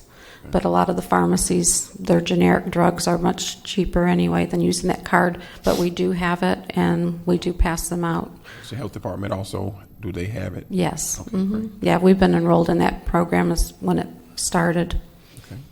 Mr. Chairman, I have one more. Ms. Allen, is there a way that we can be preemptive here with our employees? And as Mr. Bates said, you bring your prescription here and we'll check it out. But is there a way, like maybe you came to mind when you were talking to me about, should we tell our employees now maybe to go to their doctor, see if they can find a generic medicine that would apply to what they're taking, because that might really dictate what health plan they go on. And I mean, I think it's more doctor related than us related. Certainly. Because I'm going to tell my wife to do the same thing. One of the issues we have to be very mindful is HIPAA compliance. Right. And that's another reason we like to have the one-on-one sessions or the partnerships. But we always recommend that the person enrolled or the patient seek guidance from their doctor. But there are so many generic drugs out there, and like Crestor, for example, is not even on the preferred brand list, and you think that would be because of all the marketing and you hear about it all the time, but even in the buy-up plan, it's not a covered prescription. So my best advice is, yes, open that dialogue with your doctor, see if there's a generic or alternative. And when people are undergoing chemotherapy, a lot of times those drugs aren't covered, but there's organizations that step in and assist, like the Cancer Foundation. Didn't I read in here there's also a $200 cap monthly on those preferred brands? That's a one-time only. Okay. Correct. Medical pharmacy in the office, she stated. If I may interject one thing. Folks, what we have to be careful about, We can't go to an employee and ask them questions, and they have to come to us. HIPAA doesn't allow that. We can't discuss, like if Larry's taking a name brand, and the report we don't see the report on individuals, but if he'll come to us, we can't ask him, Larry, what medications are you taking? He's got to come, and then we have to get a waiver signed where where we have his approval to get his information. For example, if Larry comes to my office and he has a problem with his billing, say, or it's one of his coverage, before the carrier will even talk to us, we have to get a release. Even though we're the agent, we have to get a release from the individual, send that to the carrier, authorizing them to release the information to us. So it's a very complicated process that you go into on an individual basis, if that makes sense.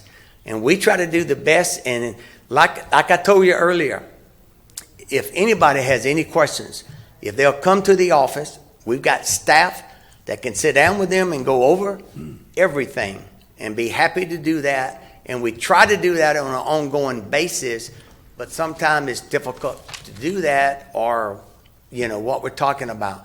But we are very limited on what we can say, and it has to be generic, cannot be individually, and they have to come forth and sign off on it in order to do that. So I wanted to put that to rest. HIPAA is real. It's a very complicated situation that we're in, and its privacy is utmost, and you have to sign forms and do everything on what you're talking about. Okay? Thank you, Mr. Bates. Okay, Ms. Allen? I think Charles. We're done. Mr. Overturf, sure.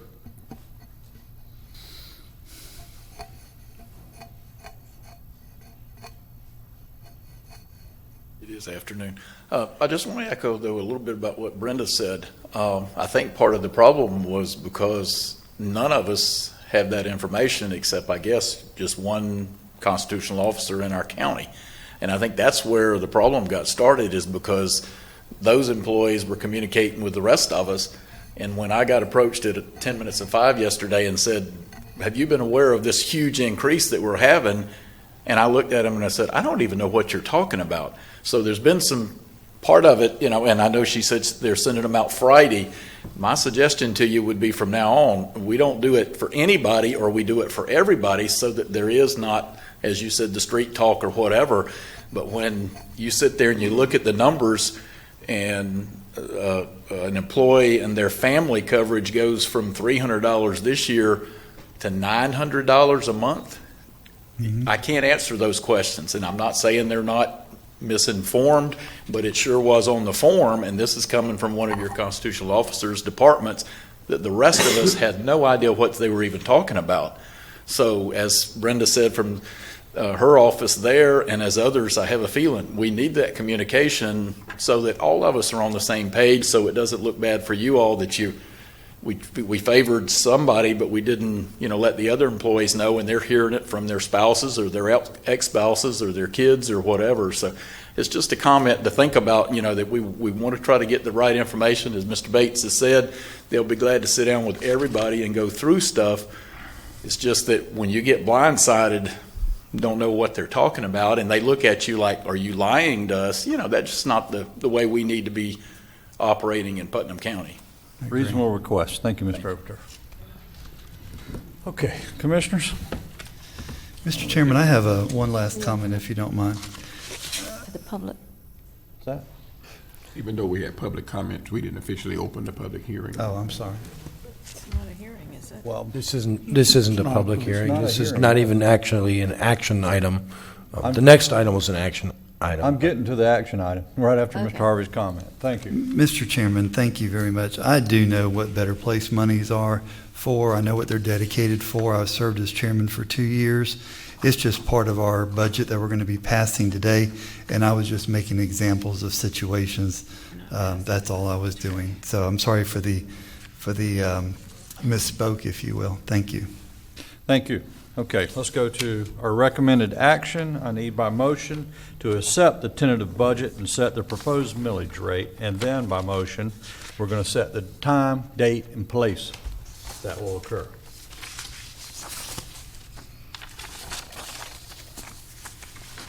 It's on the last page of your packet. You take the first number 1 at the end of the page and offer that, please.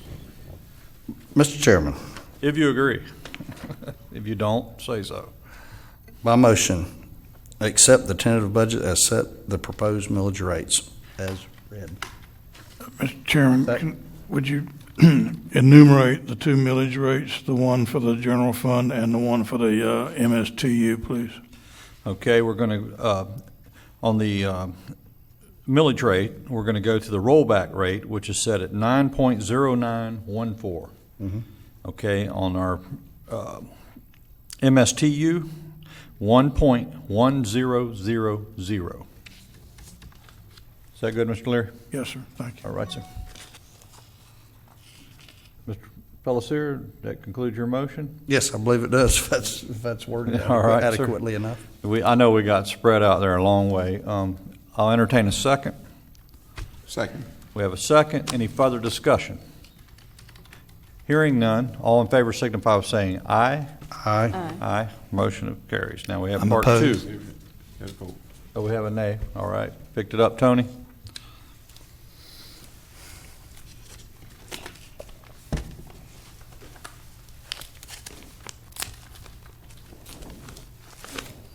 Part 2.